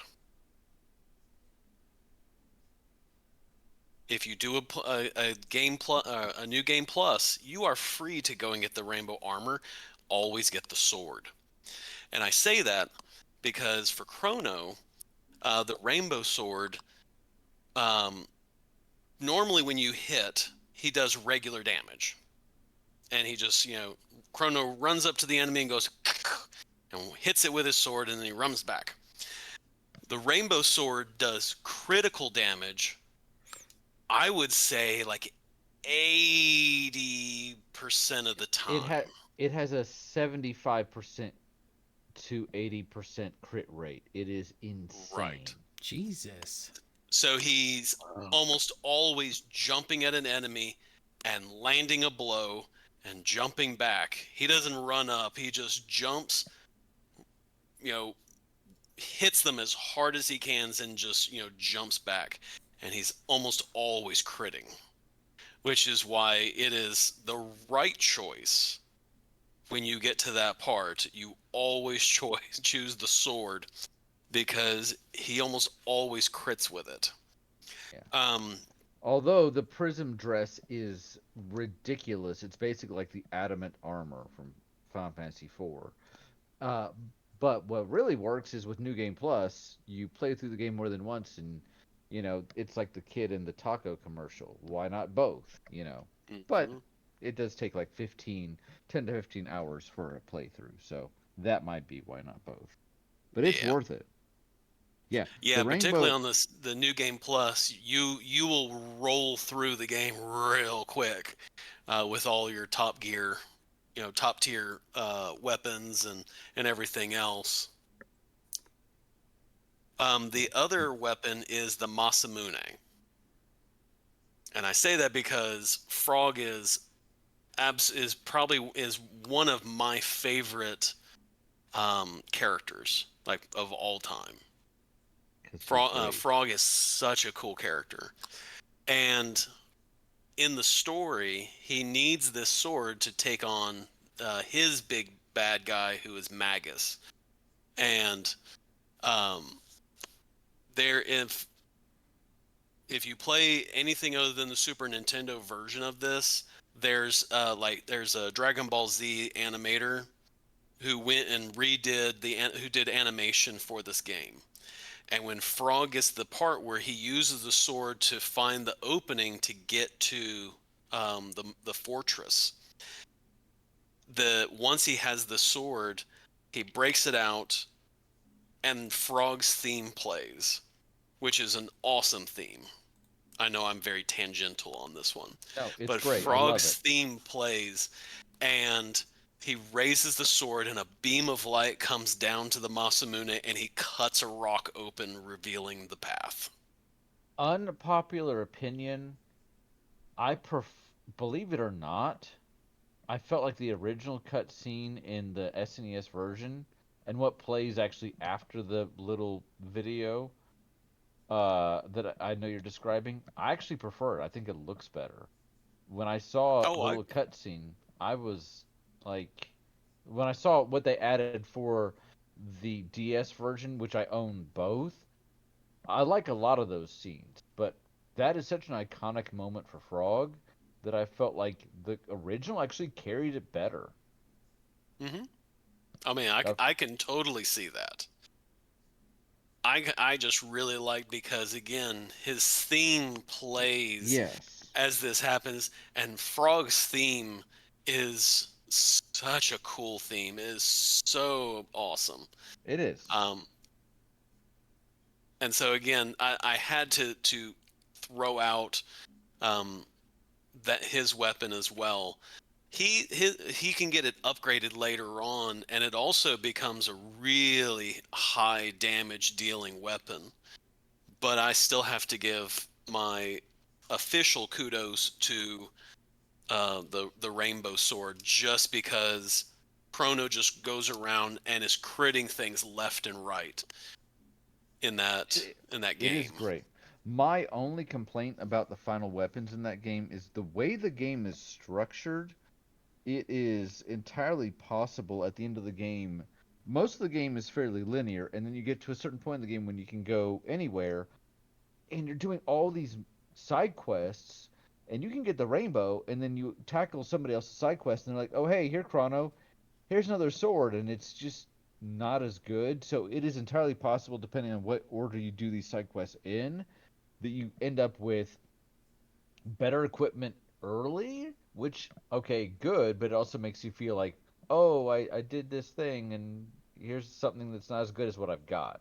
So Hmm.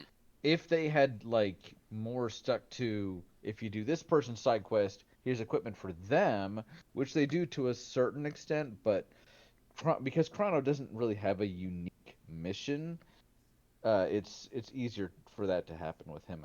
But I, I Chrono Trigger is a masterpiece. I will go ahead and say it, and It I have is.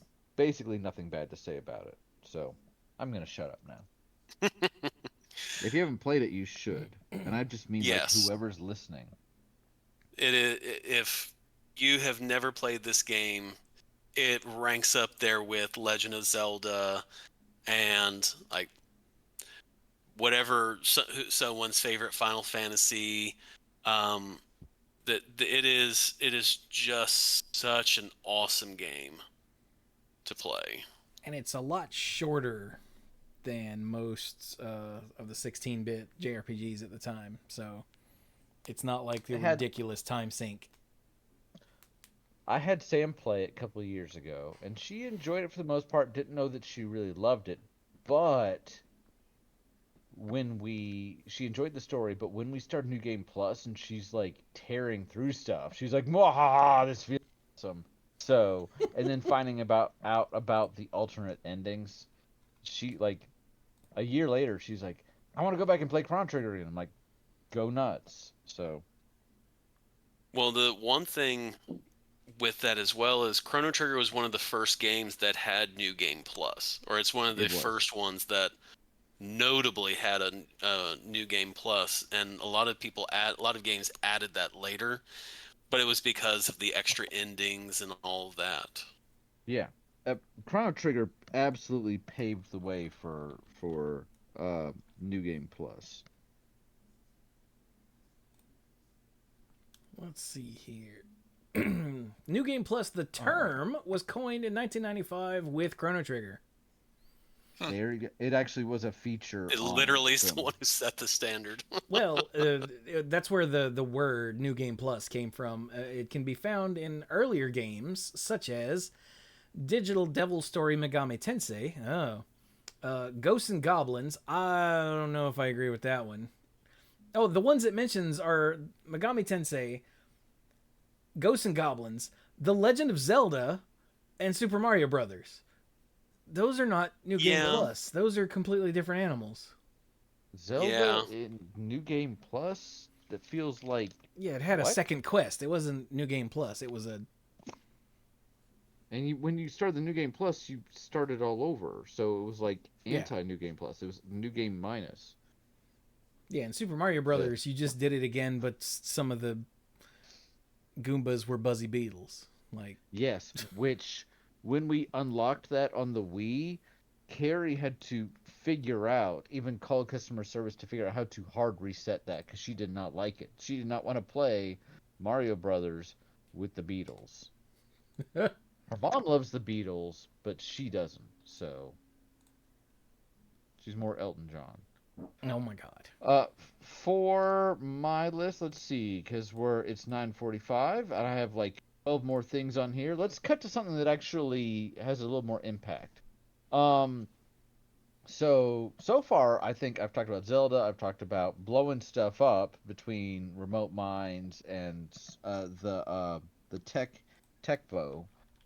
So I'm gonna take a page out of Dirk's book and take an RPG weapon.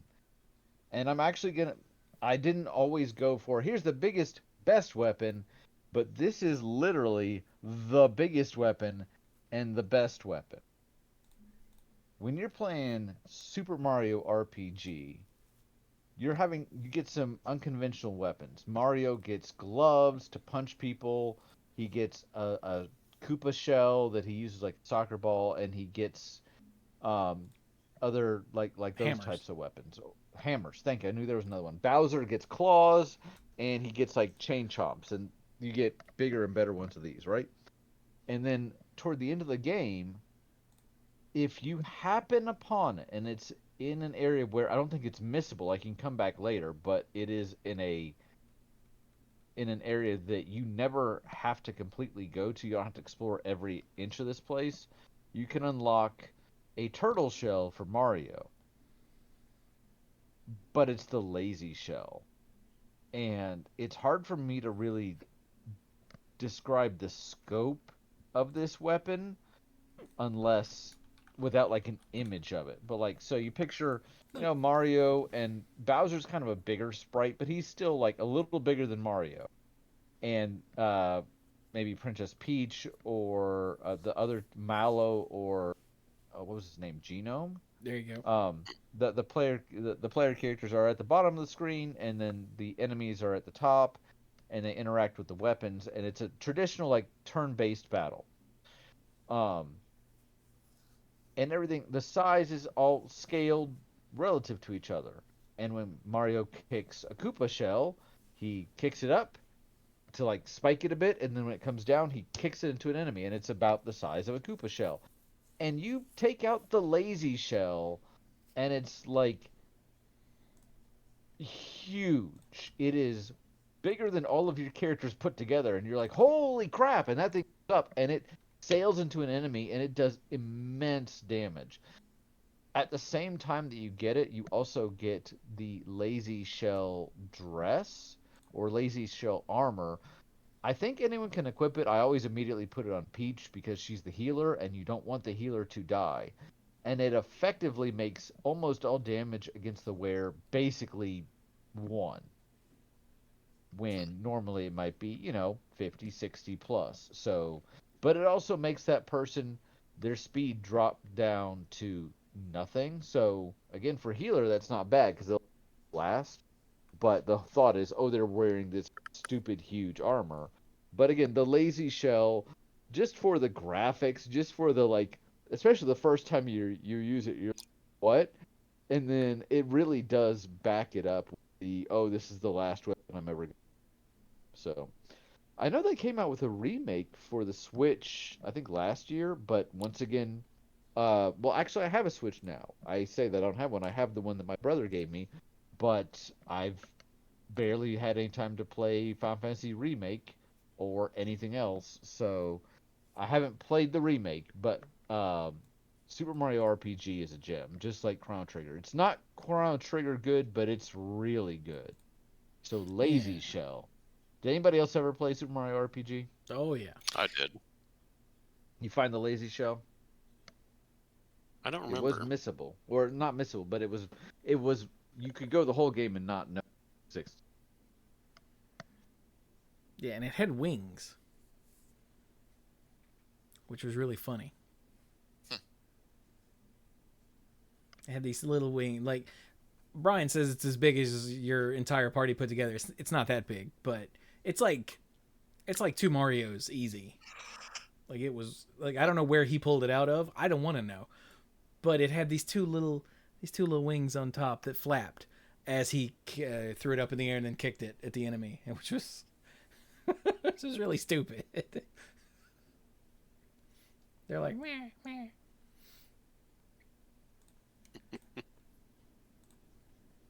So, let's talk Skyrim. Skyrim. I don't know if it's just my taste in games has changed, or if I'm not as easily impressed anymore, or if, weapons in games don't make... The games that I play don't make as big a difference. When I get a new weapon in, like, Baldur's Gate 3, I'm like, oh, this has, some sort of neat effect. Cool. But they don't... By and large, the ones I've found so far anyway, don't... Like, they might give you another action on your bar, but they don't, like, do much, if that makes sense. But in Skyrim, like, if you found a new weapon that had some sort of special effect, it was an occasion. Like, just to rattle off a few that I'm not going to talk about, like Wuthrod was a big-ass axe that had the power of racism. Because... Sorry. What? Oh no, you heard me correctly. Wuthrod was the axe of Ysgramor, and Ysgramor is the hero of the Nords who killed a bunch of elves. So Wuthrod does extra damage to elves. Yup. There's the Mace of Molag Bol, which is huge and ugly, and when it hits an opponent, it hurts them, and it knocks a chunk out of their stamina and their magicka. So all 3 stats it's hitting at once. And it has Soul Trap. So you can kill an enemy and fill up a soul gem. Yeah, there's the Dawnbreaker, which is a cleric's best friend. I loved the Dawnbreaker because it can burn or explode or turn or outright kill undead enemies. And if you've played Skyrim, you know that lots of the enemies you face are the Draugr in the dungeons, which are undead. So there's nothing like swinging Dawnbreaker at a Draugr and then having an explosion happen and 3 Draugr all drop dead. Like, that feels good. There's the Sanguine Rose, which is the reward you get for my personal favorite quest in the game, which is a staff with a rose on the end. It's very pretty. And when you point it somewhere and fire, it summons a Dramora, which is essentially a big-ass demon with a big-ass sword that will then smite any sort of enemy around you. And it's a leveled Dramora, so it's always level appropriate. Like, it's always powerful for whatever level you are when you get it. Like, it's amazing. But the weapon that I want to talk about that caused me the most glee is another Daedric artifact. Actually, all of those except Wuthrod were Daedric artifacts, now that I think about it. Huh. I was like, I think that's a Daedric one, isn't it? Yeah, they're... The Dawnbreaker, the Mace, and the Sanguine Rose are all rewards for the Daedric quests. The Daedric quests are a lot of fun in Skyrim. But the one you get for... oh crap, what's his name? The crazy guy. His name is just falling out of my brain. Yeah. But it's the crazy staff that has the howling faces on it, isn't it? Yeah, Sheogorath. There we go. Sheogorath. Yeah, Sugarwrath. The artifact you get for beating Sheogorath's quest in Skyrim is called the Wabbajack. Does it help you want wabbits? Well, so Sheogorath is the Daedric prince. The Daedric princes are they're like dark gods, sort of, kinda. Yeah. And they're usually not out to help humanity. Not usually, no. Sheogorath is the Daedric Prince of Madness. He's the main character of the Oblivion DLC, the Shivering Isles. Or not the main character, the main character. He's not the protagonist, but he's the main character. But as such, the Wabbajack is a staff that just causes chaos. Here is an incomplete list. Okay, I want you to bear that in mind. This is not everything of what the Wabbajack can do. Are you ready? Yes. It can cause fire damage, shock damage, frost damage. It can heal the target. It can disintegrate the target. It can make the target become invisible. It can just straight kill the target. Just make them drop dead where they stand. It can cause fury, which means they just attack anything around them.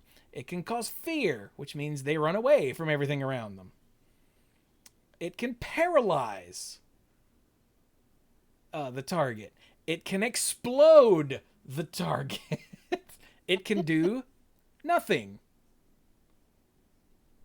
It can turn them into a pile of cheese. It can turn them into a mud crab, a Daedra, just like the thing the Sanguine Rose summons, except this one is unbound. So it will attack anybody, including you. It can turn them into a rabbit. It can turn them into a chicken. It can turn them into an exploding chicken.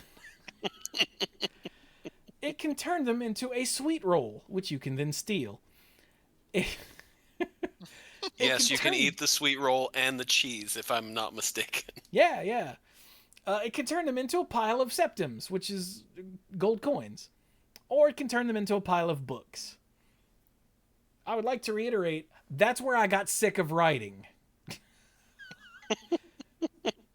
Because the list just kept going. Now, against dragons, it can only do the various things that are like damage. Like, you can't turn a dragon into a mud crab, which is unfortunate. Oh, yeah. And that would be the weapon. Some of them are permanent transformations. Others, they transform until you hit them, and then they turn back. So, there's that. But the Wabbajack it's so stupid and so random that, and one thing I did like was that the summon a Dremora or transform into a Dremora is common. So nothing like seeing a bandit running at you and be like, oh yeah, take this. And now he's a big ass demon with a big ass sword running at you. That's not that. But yeah, if you, and I know the Wabbajack is in other,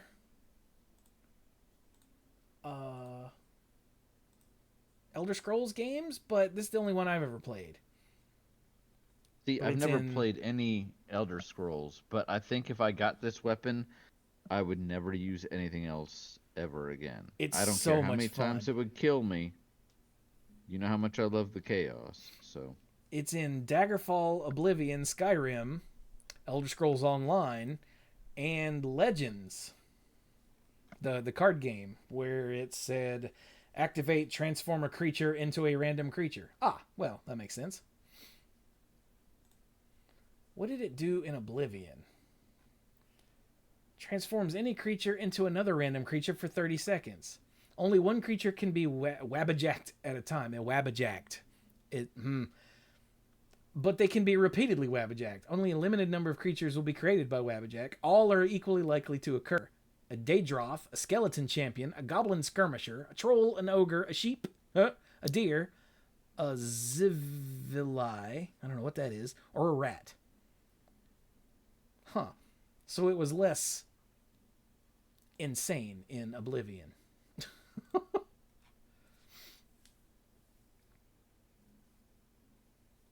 Oh, one that I forgot to write down, but I meant to. A target explodes, turns into ghostly remains and scattered gold and pitchforks.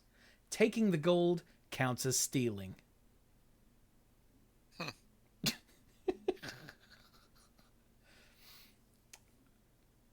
So, yeah. And the quest that you do to get it is also bizarre. You meet a crazy person wandering around the capital city of Solitude, and I think, if I remember correctly, either before you find them or after you're done with them, all they do is say Wabbajack, Wabbajack, Wabbajack. But that gets you into somehow you end up in the closed, like the shut down part of the Blue Palace, and then you end up in the mind of one of the old emperors, or whatever they're called, and you find Sheogorath there hanging out in this guy's mind, and he gives you the Wabbajack, and you have to go use the Wabbajack to like clear up all of his brain problems. And he's got these little scenarios that are very much metaphorical. And the whole time, Sheogorath is like, ha ha ha ha, that was fun, wasn't it? Like, it's so weird. And then you get the way, and yeah, like Dirk said, it's a staff, and the face, the top of the staff is, I think it's three sides? I think it's three-sided. Yeah. And each side is a face with a mouth that's like twice as long as the rest of the head, with three different expressions. And it's utter chaos. Like, there's an enchantment. I don't think it's called this in the game, but it's widely referred to as the chaos enchantment. But no, this is chaos. And then sometimes you get the lucky roll of I'm gonna die, Wabbajack, and then sweet roll. And you go, ha, ha, ha, ha. And then other times you're like, hey, a deer. Now it's a demon with a big sword. So you know, like you do. Like you do. So anyway, that's mine. How about who's next? Mike? Was Mike next? Mike is next. Yes, I am. All right, so this is another one where the LO, just because the experience is so exciting, and also it happens to tie into the chaotic feel of what you were just talking about, Chewy. But I wanted to highlight the Pokeball in the Super Smash Brothers games. Oh, that's on my list too. Yeah. Oh, whenever I see a Pokeball drop, if it's anywhere nearby, man, I run to go get it, because it's just so exciting to find out what's inside, because it's almost always good. I mean, in the earlier games, yeah, you might get a Goldeen.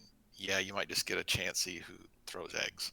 But you might get a Charizard, you might get a Snorlax, you might get a Staryu. It's almost all of them are impactful and really cool and really helpful. And also, you can just bean an opponent in the head with the Pokeball when you throw it, too. So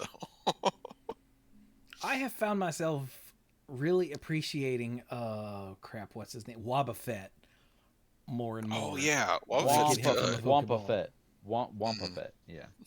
Wobbuffet. It's not Womp, it's Wob. Really? Yes. I always hear Womp. Sorry. Okay. Well, you were wrong. Apparently.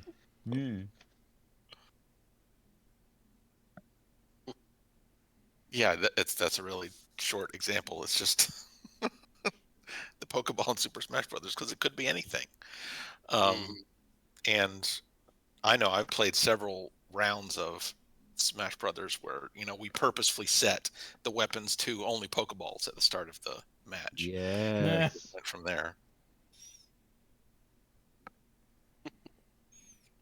Yeah, it was joined in later games by the assist trophy to summon up, someone else to do something. Yeah. But you can't throw the assist trophy and bean someone on the head. which If means they've taken enough damage, sometimes they go flying off the screen. And it doesn't matter that there's a stupid Goldeen inside. yeah, I have murdered people with this Pokeball to have a Goldeen pop out and gone, ah! What's That this? does feel pretty good. Yeah. Goldeen is evolving.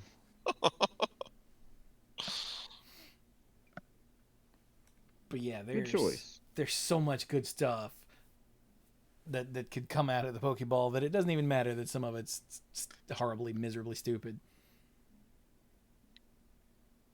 Yeah.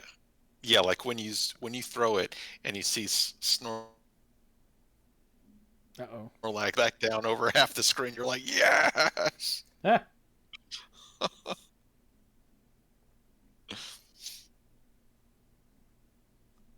Hiding behind a Charizard who's breathing fire.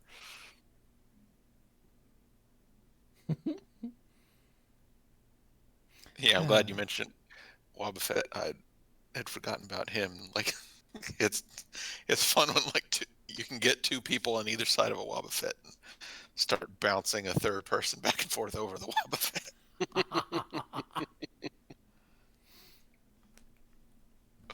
Oh, randomness. Mm-hmm. Well, how about you there, Zerkovsky?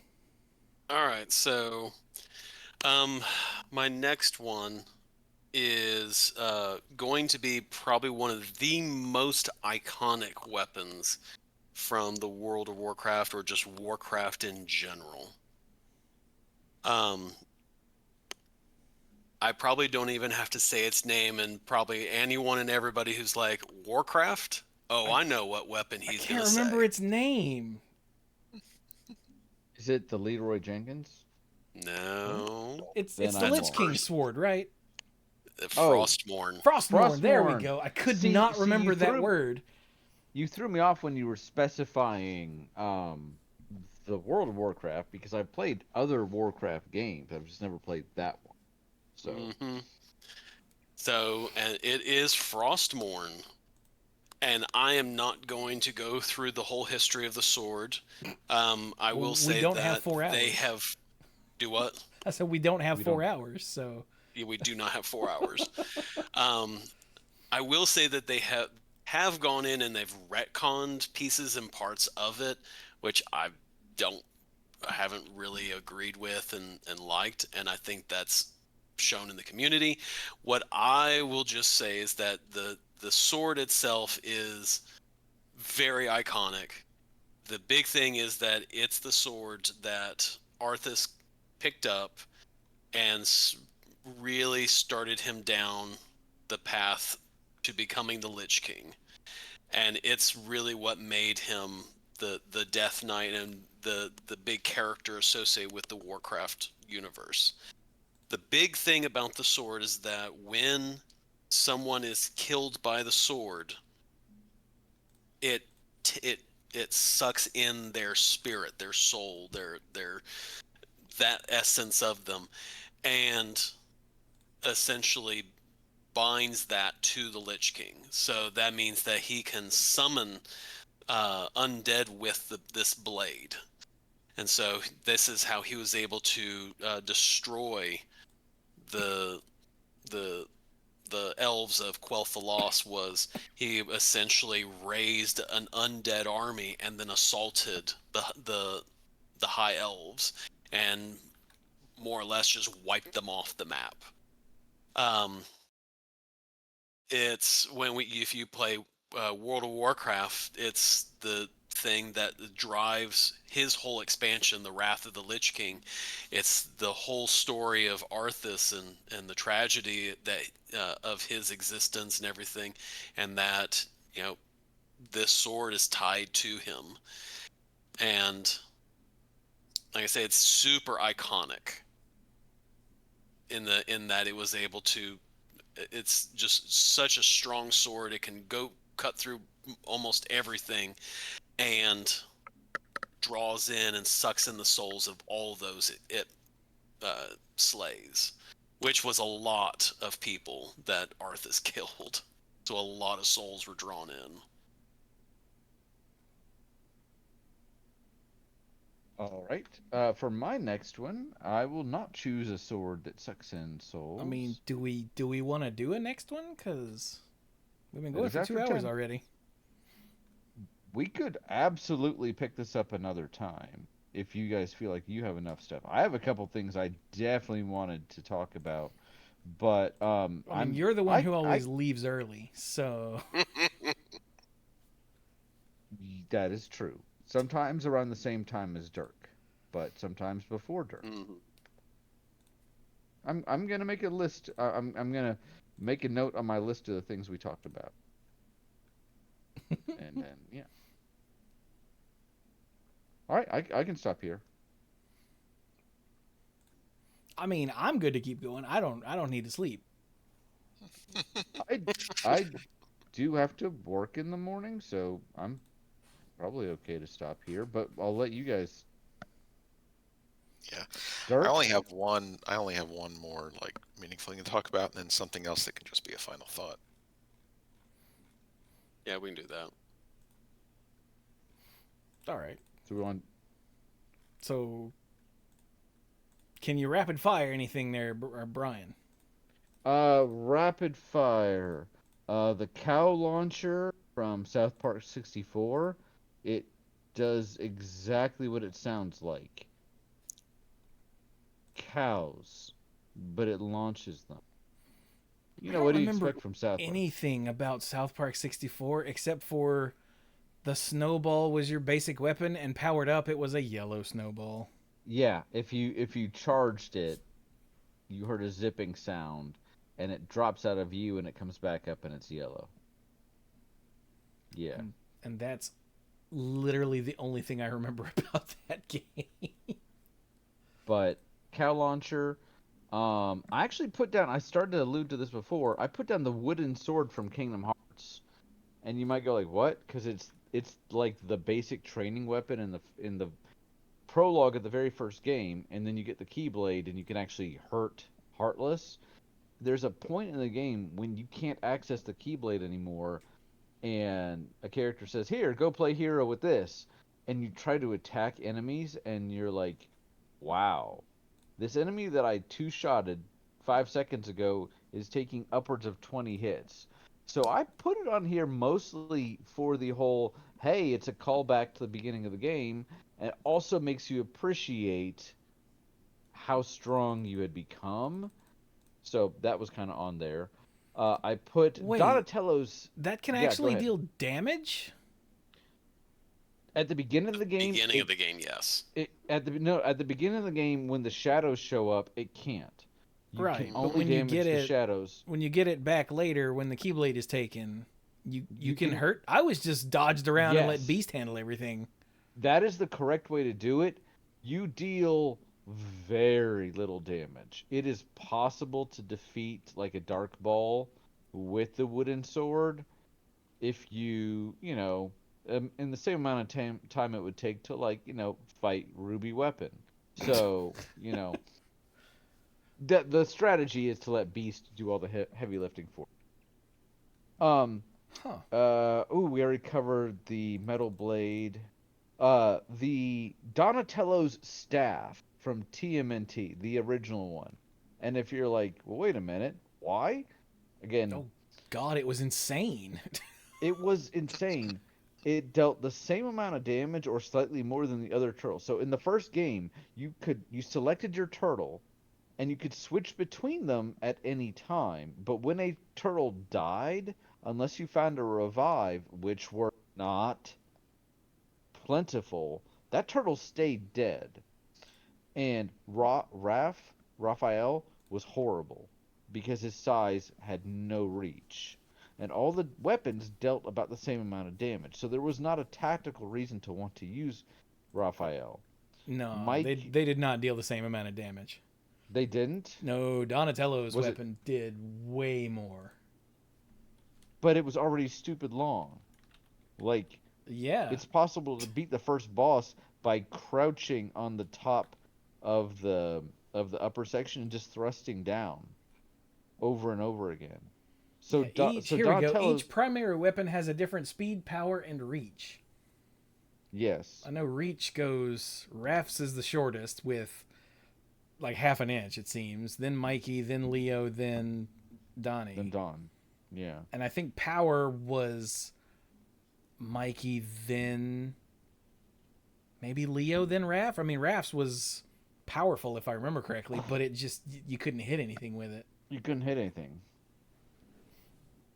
Donatello was otherwise their jumping, all that sort of stuff was the same. So it became for me like if Donatello died, I might as well just restart the game because he was far and away the best character. And these were characters that were defined by their weapons. So Donatello's staff, and then the last item on my rapid fire list is the boomerang cross from Super Castlevania 4. I know some people are like dagger all the time, but it deals such little damage. The cross boomerang, because it can deal multiple hits as it goes all the way across the screen and then comes back to you, and it deals decent damage, was, in my opinion, the best sub-weapon. The holy water had its uses, and especially in the first Castlevania was how you, I guess, locked in certain otherwise very, very difficult bosses is you just, holy watered them to death. Yeah, you could stun lock the Grim Reaper. If you had, otherwise, I think you needed a double shot. You might have needed the triple shot. I can't remember. And holy water, you could just easily take out the Grim Reaper, one of the hardest bosses in the game. Like he was just a little bitch. Like I have never beaten death. So, I haven't either. I'm just aware of it. Yeah. But again, my money's on the cross boomerang just in terms of coolness and damage. And yeah. So that's my list. Oh, nice. And the cap, the wing cap from Super Mario 64. That's not a weapon. Mario jumps on people, so it could be an item. He doesn't actually use it to attack anybody, does he? Not like the metal cap. So, all right, that'll be an entry on another list. But that's what I got. All right. I actually did all of my list. Well, that they were mentioned. So, Dirk, you got any rapid fire? I got two. One of them was also from World of Warcraft. It's called the Ashbringer. And essentially it's a big old buster type of sword. Of like Cloud Strife's sword. Except that, as its name is, like, it was specifically forged so that way it could kill the undead. And so when it would, destroy an undead, it literally turned the dead to ash. Thus, it got its name from the Ashbringer. It also has a very in-depth story to it. I will not bore anybody with it, but it's a really cool blade to look into. Why do and I then my recognize last one, that? The Ashbringer. It must have been in Hearthstone. Why? I was going to ask if it was in Must have been. Hearthstone. Oh, Yeah. that's the weapon you get when Tyrion dies. Yep. Yeah. Oh, no wonder I pulled it up to see if I recognize it. I'm like, oh, I know this. Okay. Oh, And poor then- Tyrion. Yeah. And then my last weapon, which should bring a very big smile to many faces, is the Blades of Chaos. From God of War. You are correct. Never played it, and even I know what it is. The Blades of Chaos are awesome. It is, you flinging around essentially a bunch of daggers on a chain, and the number of amazing kills, moves, dragging statues around with the blades and everything it's really fun. So that is my weapon, all my weapons that I had on my list. Yeah, I remember somebody was telling me about getting them back in, well, it's just called God of War, jokingly referred to as Dad of Boy. You know, the 2018 God of War, when you can get them back and use them. And was it Clues? It was somebody that had played the originals, you know, back in the day, and then was playing the new one and did the yeah, you know, when he pulled out the Blades of Chaos. They're iconic for sure. Oh yeah. Well, Mike, what you got? All right, so the other quick one that I wanted to hit is another one where it led to a lesson about gameplay. Not in the general sense like Giving Up the Blood Letter did, but for the specific game. So I had a very memorable moment soon after picking up the bolt action rifle in Resident Evil 4. So I picked it up, you know, I looked at its stats and it's like, wow, that's a really high power rating. That does a lot of damage. And up to this point, I knew that, you know, pistol was a pistol. I had a shotgun, and the shotgun knocked people down, and I thought it was the power, like the damage of the shotgun, that was knocking people down. So I just had in my head that, oh, the bolt action rifle could do the same thing. So I'm walking through a house. I walk out of it, and this is the first time where you encounter the chainsaw enemy. I think he's called Dr. Salvador somewhere in the game. So I walk out of the house, and this really scary guy wielding a chainsaw starts to approach me. It's like, aha, I got this. I'm going to use my new gun. And I draw the bolt action rifle, and I aim, and, you know, pow, I hit him square on, but he isn't knocked down. And then Leon starts the reloading animation for the bolt action rifle. It's like clack, clack, clack. I'm like, no. And I get my head chopped off with a chainsaw. So now I know that the knockdown is a special effect of the shotgun specifically. It's not based on damage. And I learned an important lesson about playing Resident Evil 4. That is definitely an important lesson to learn. Sometimes death is the best teacher. Yeah. Yeah, that's how it is with some games. You're like, I'll try this, and then you die, and you go, that wasn't it. I got this. No, I don't. Exactly.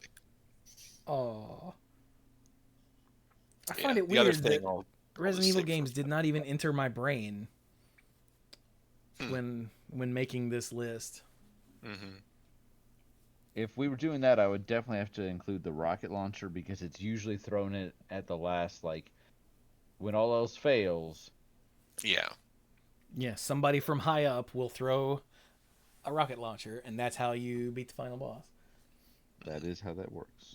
Although I gotta say, the infinite launcher that you get in both RE4 and RE4 Remake is so much fun. Yeah. If you can afford it. It's very expensive, but you can use that to cheese 100% accuracy ratings on levels. If you hit someone with a normal weapon one time, and then use the rocket launcher to get through everyone else, your accuracy calculation will just be based on that first hit with that one hit with the normal weapon. Now that's funny. Mm-hmm. I did not know that. Yeah. Oh, gotta love jankiness in old games. And so, are we? Is that everybody's list? Yeah, I had another thing that's better suited for final thought, I think. That's fair. So yeah, you'll notice we went personal on this list. Like, we didn't want to make an audio version of like a listicle you'd find on when 10 you best Google list weird of video game yeah. weapons, you're like the top 15 most bizarre video game weapons, and like 13 of them are the same across every list. I did some checking earlier, and I was like, oh, there's like the dubstep gun from one of the Saints Row games. 4, I want to say, maybe. Mm-hmm. There's the one from oh crap, one of the Red Factions. I think that's a unicorn. You point its butt and pull its tail, and it fires damaging rainbows out of its ass. There's the finger gun from Dead Space, which is the main reason I want to play Dead Space. Honestly, I want to get through it and unlock the finger gun, because the finger gun is a big foam finger that Isaac wears on his hand, and he points at enemies and goes pew pew, like he says. He makes gun sounds, and enemies just die.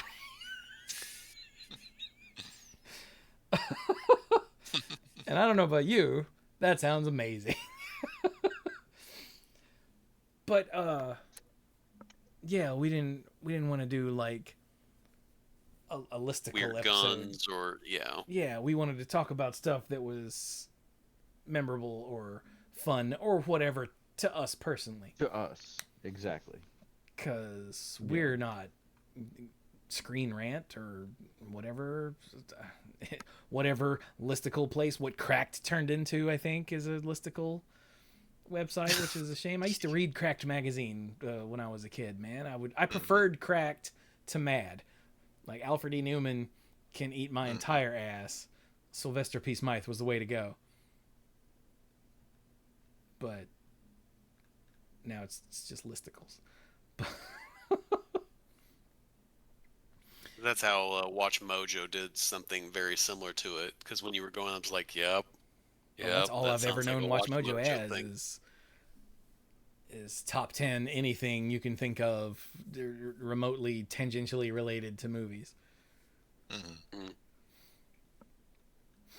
But yeah, so I hope that everyone enjoyed that. Surprisingly, we didn't get much in the Discord for this.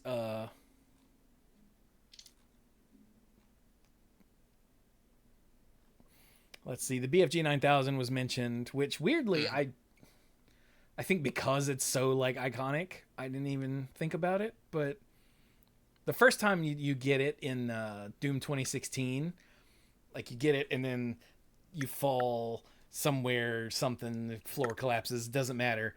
And when you stand up with your newly found BFG 9000, the doors at the end of the hall open, and like this horde of zombies or demons or whatever they are, I think they're just zombies, come out at you. And the game is like, you know you want to. Do it. Do it for me. And it gives you like this epic moment of firing the BFG 9000 for the first time.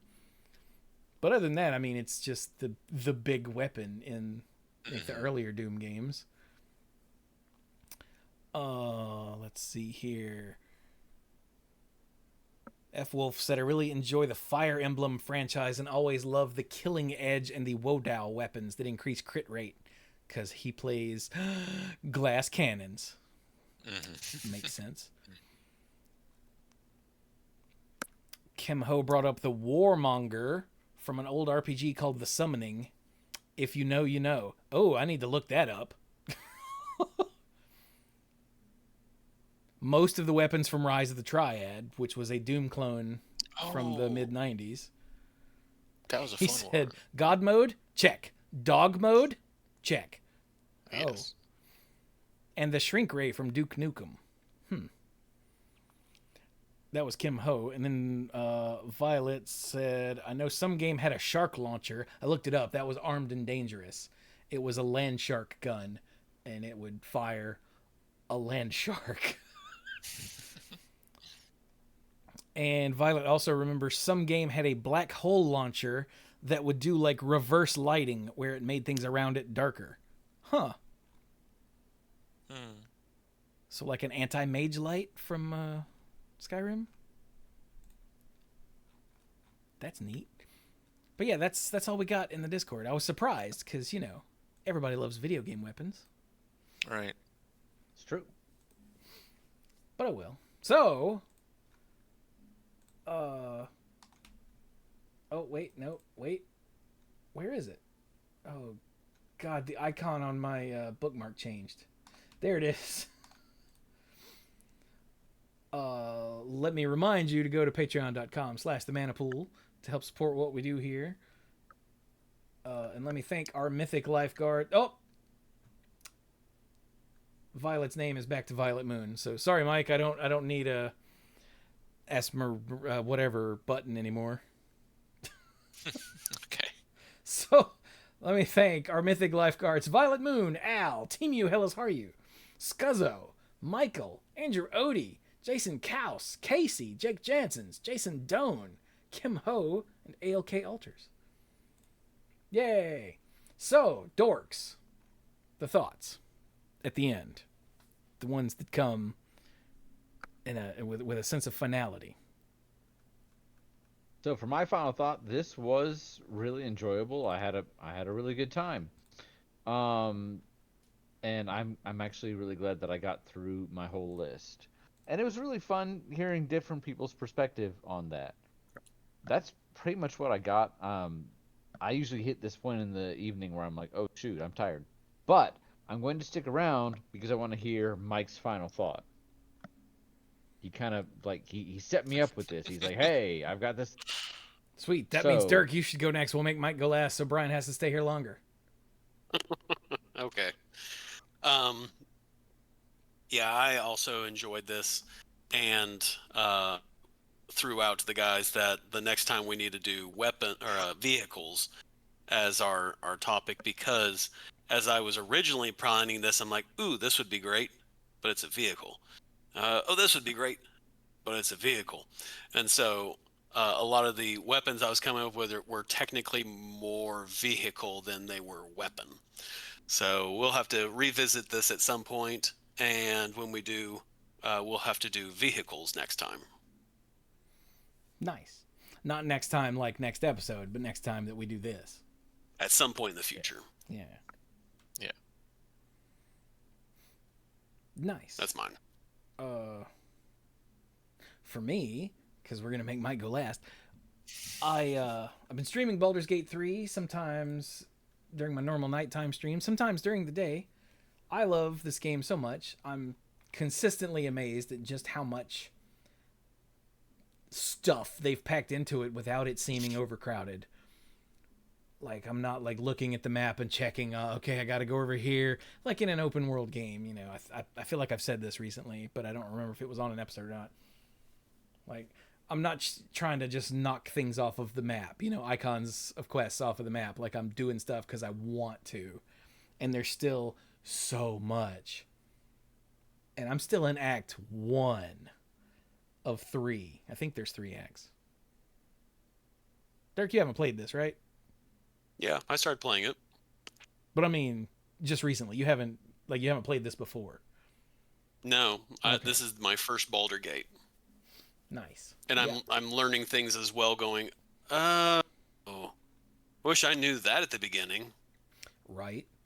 Yeah, when I opened it up and I saw that Dirk achieved, and here's an achievement that Dirk got, and I went, oh, look at Dirk playing Baldur's Gate 3. We must nerd out sometime, Dirk. Mm-hmm. But yeah, so I'm streaming that. I'm streaming Balatro, of course. I've got to get back to Final Fantasy VI because I got to the World of Ruin and then stopped.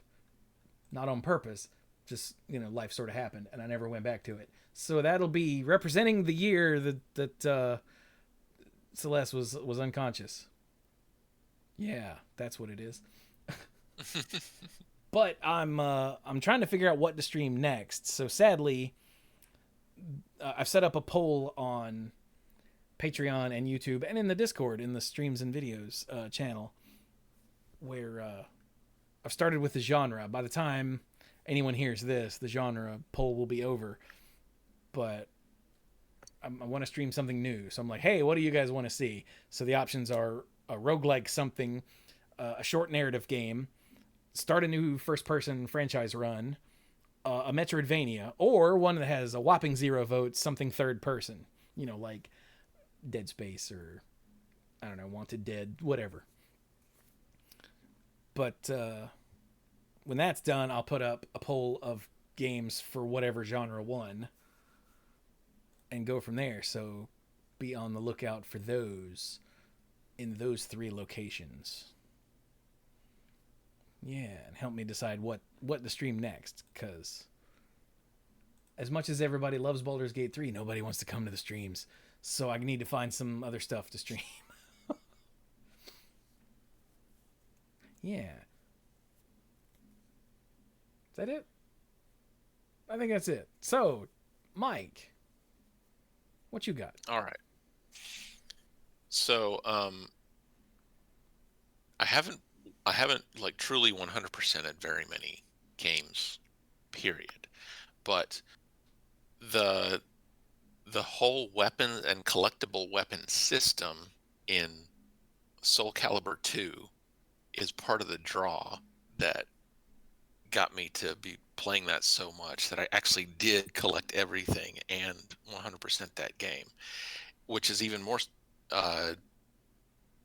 unusual for me because I don't really play fighting games that much either. Definitely not that much. So it's the only fighting game I've ever played that much, and it's one of the very few games I've ever 100%ed, and it's because of that weapon system. So in addition to the basic weapon that everyone has, all of the characters have 10 more weapons that you can collect by doing stuff and earning points and fighting enemies and getting gold in this other campaign mode that's in addition to just the arcade mode, which is like a ton of levels. Some of them are like puzzle levels, some of them are just endurance levels, some of them are just tough.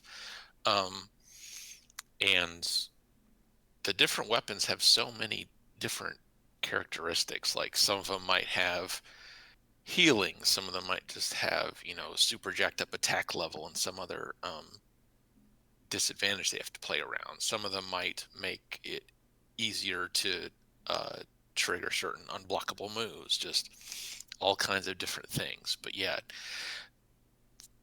just the way the game was so fun to play and all of the meaningfully interesting weapons that were out there to collect, I had a ton of fun playing Soul Calibur 2 and finishing it out.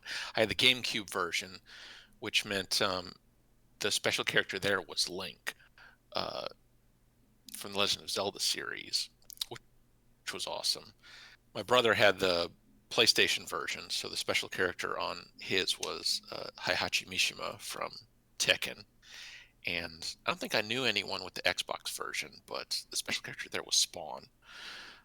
So 90s. Yeah. Even though by then it was the 2000s. Right. But yeah, Soul Calibur 2 was just so fun and deep of a fighting game that I actually 100%ed it. Yeah, I don't think I did that with I played the hell out of Soul Calibur 2. I also had the Nintendo version with Link, but I don't think I got everything with everybody. Mm-hmm. It was so good though. It was so good. Like I have the ROM in in the emulator on Launchbox, and I'm like, oh man, I should play Soul Calibur 2, and then I remember, oh no, there's way too much to do in Soul Calibur 2. Maybe I should not play that. Because I'm afraid I'll fall back in. Mm-hmm.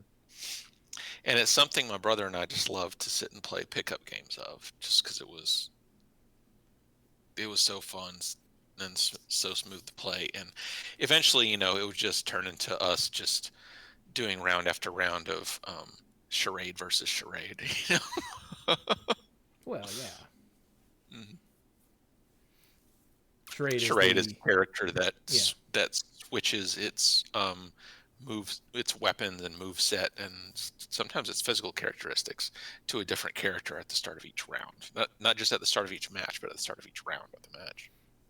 Yeah, charade was random select. Mm-hmm. Nice.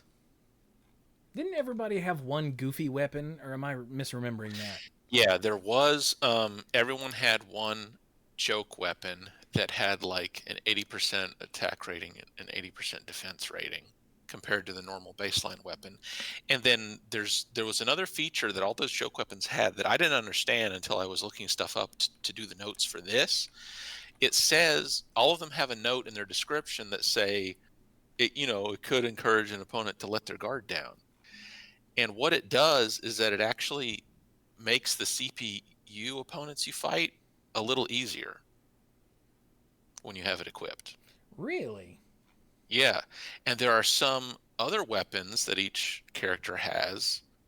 And I think they're mostly the soul edge weapons and the legendary weapons. Some of them have a feature that makes the CPU opponent harder.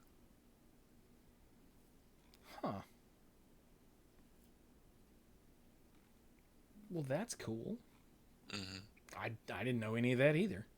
But yeah, all the joke weapons, they have lower stats than the baseline weapon, but they also make CPU opponents a little easier. And I didn't know that until I was doing some research for this episode. Yeah. Like, as an example, Link's weapon joke weapon is the bug catching net, right? Yeah. Mm-hmm. Yeah. It's good stuff.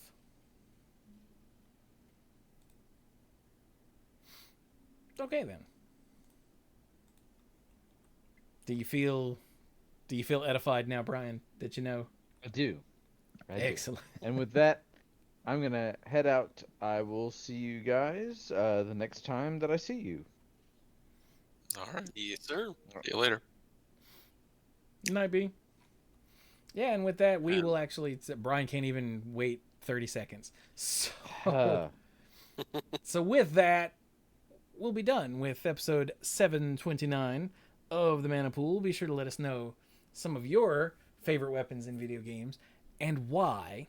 That's always the important bit. Be like, oh, I like the whatever. Like F-Wolf in the Discord was like, I like these weapons because of their high crit rate. Because I love playing glass cannons. See, like that. Give us more information. Give us context. Need input. Does anyone even remember number 5 anymore? Probably not. We're old. Yep.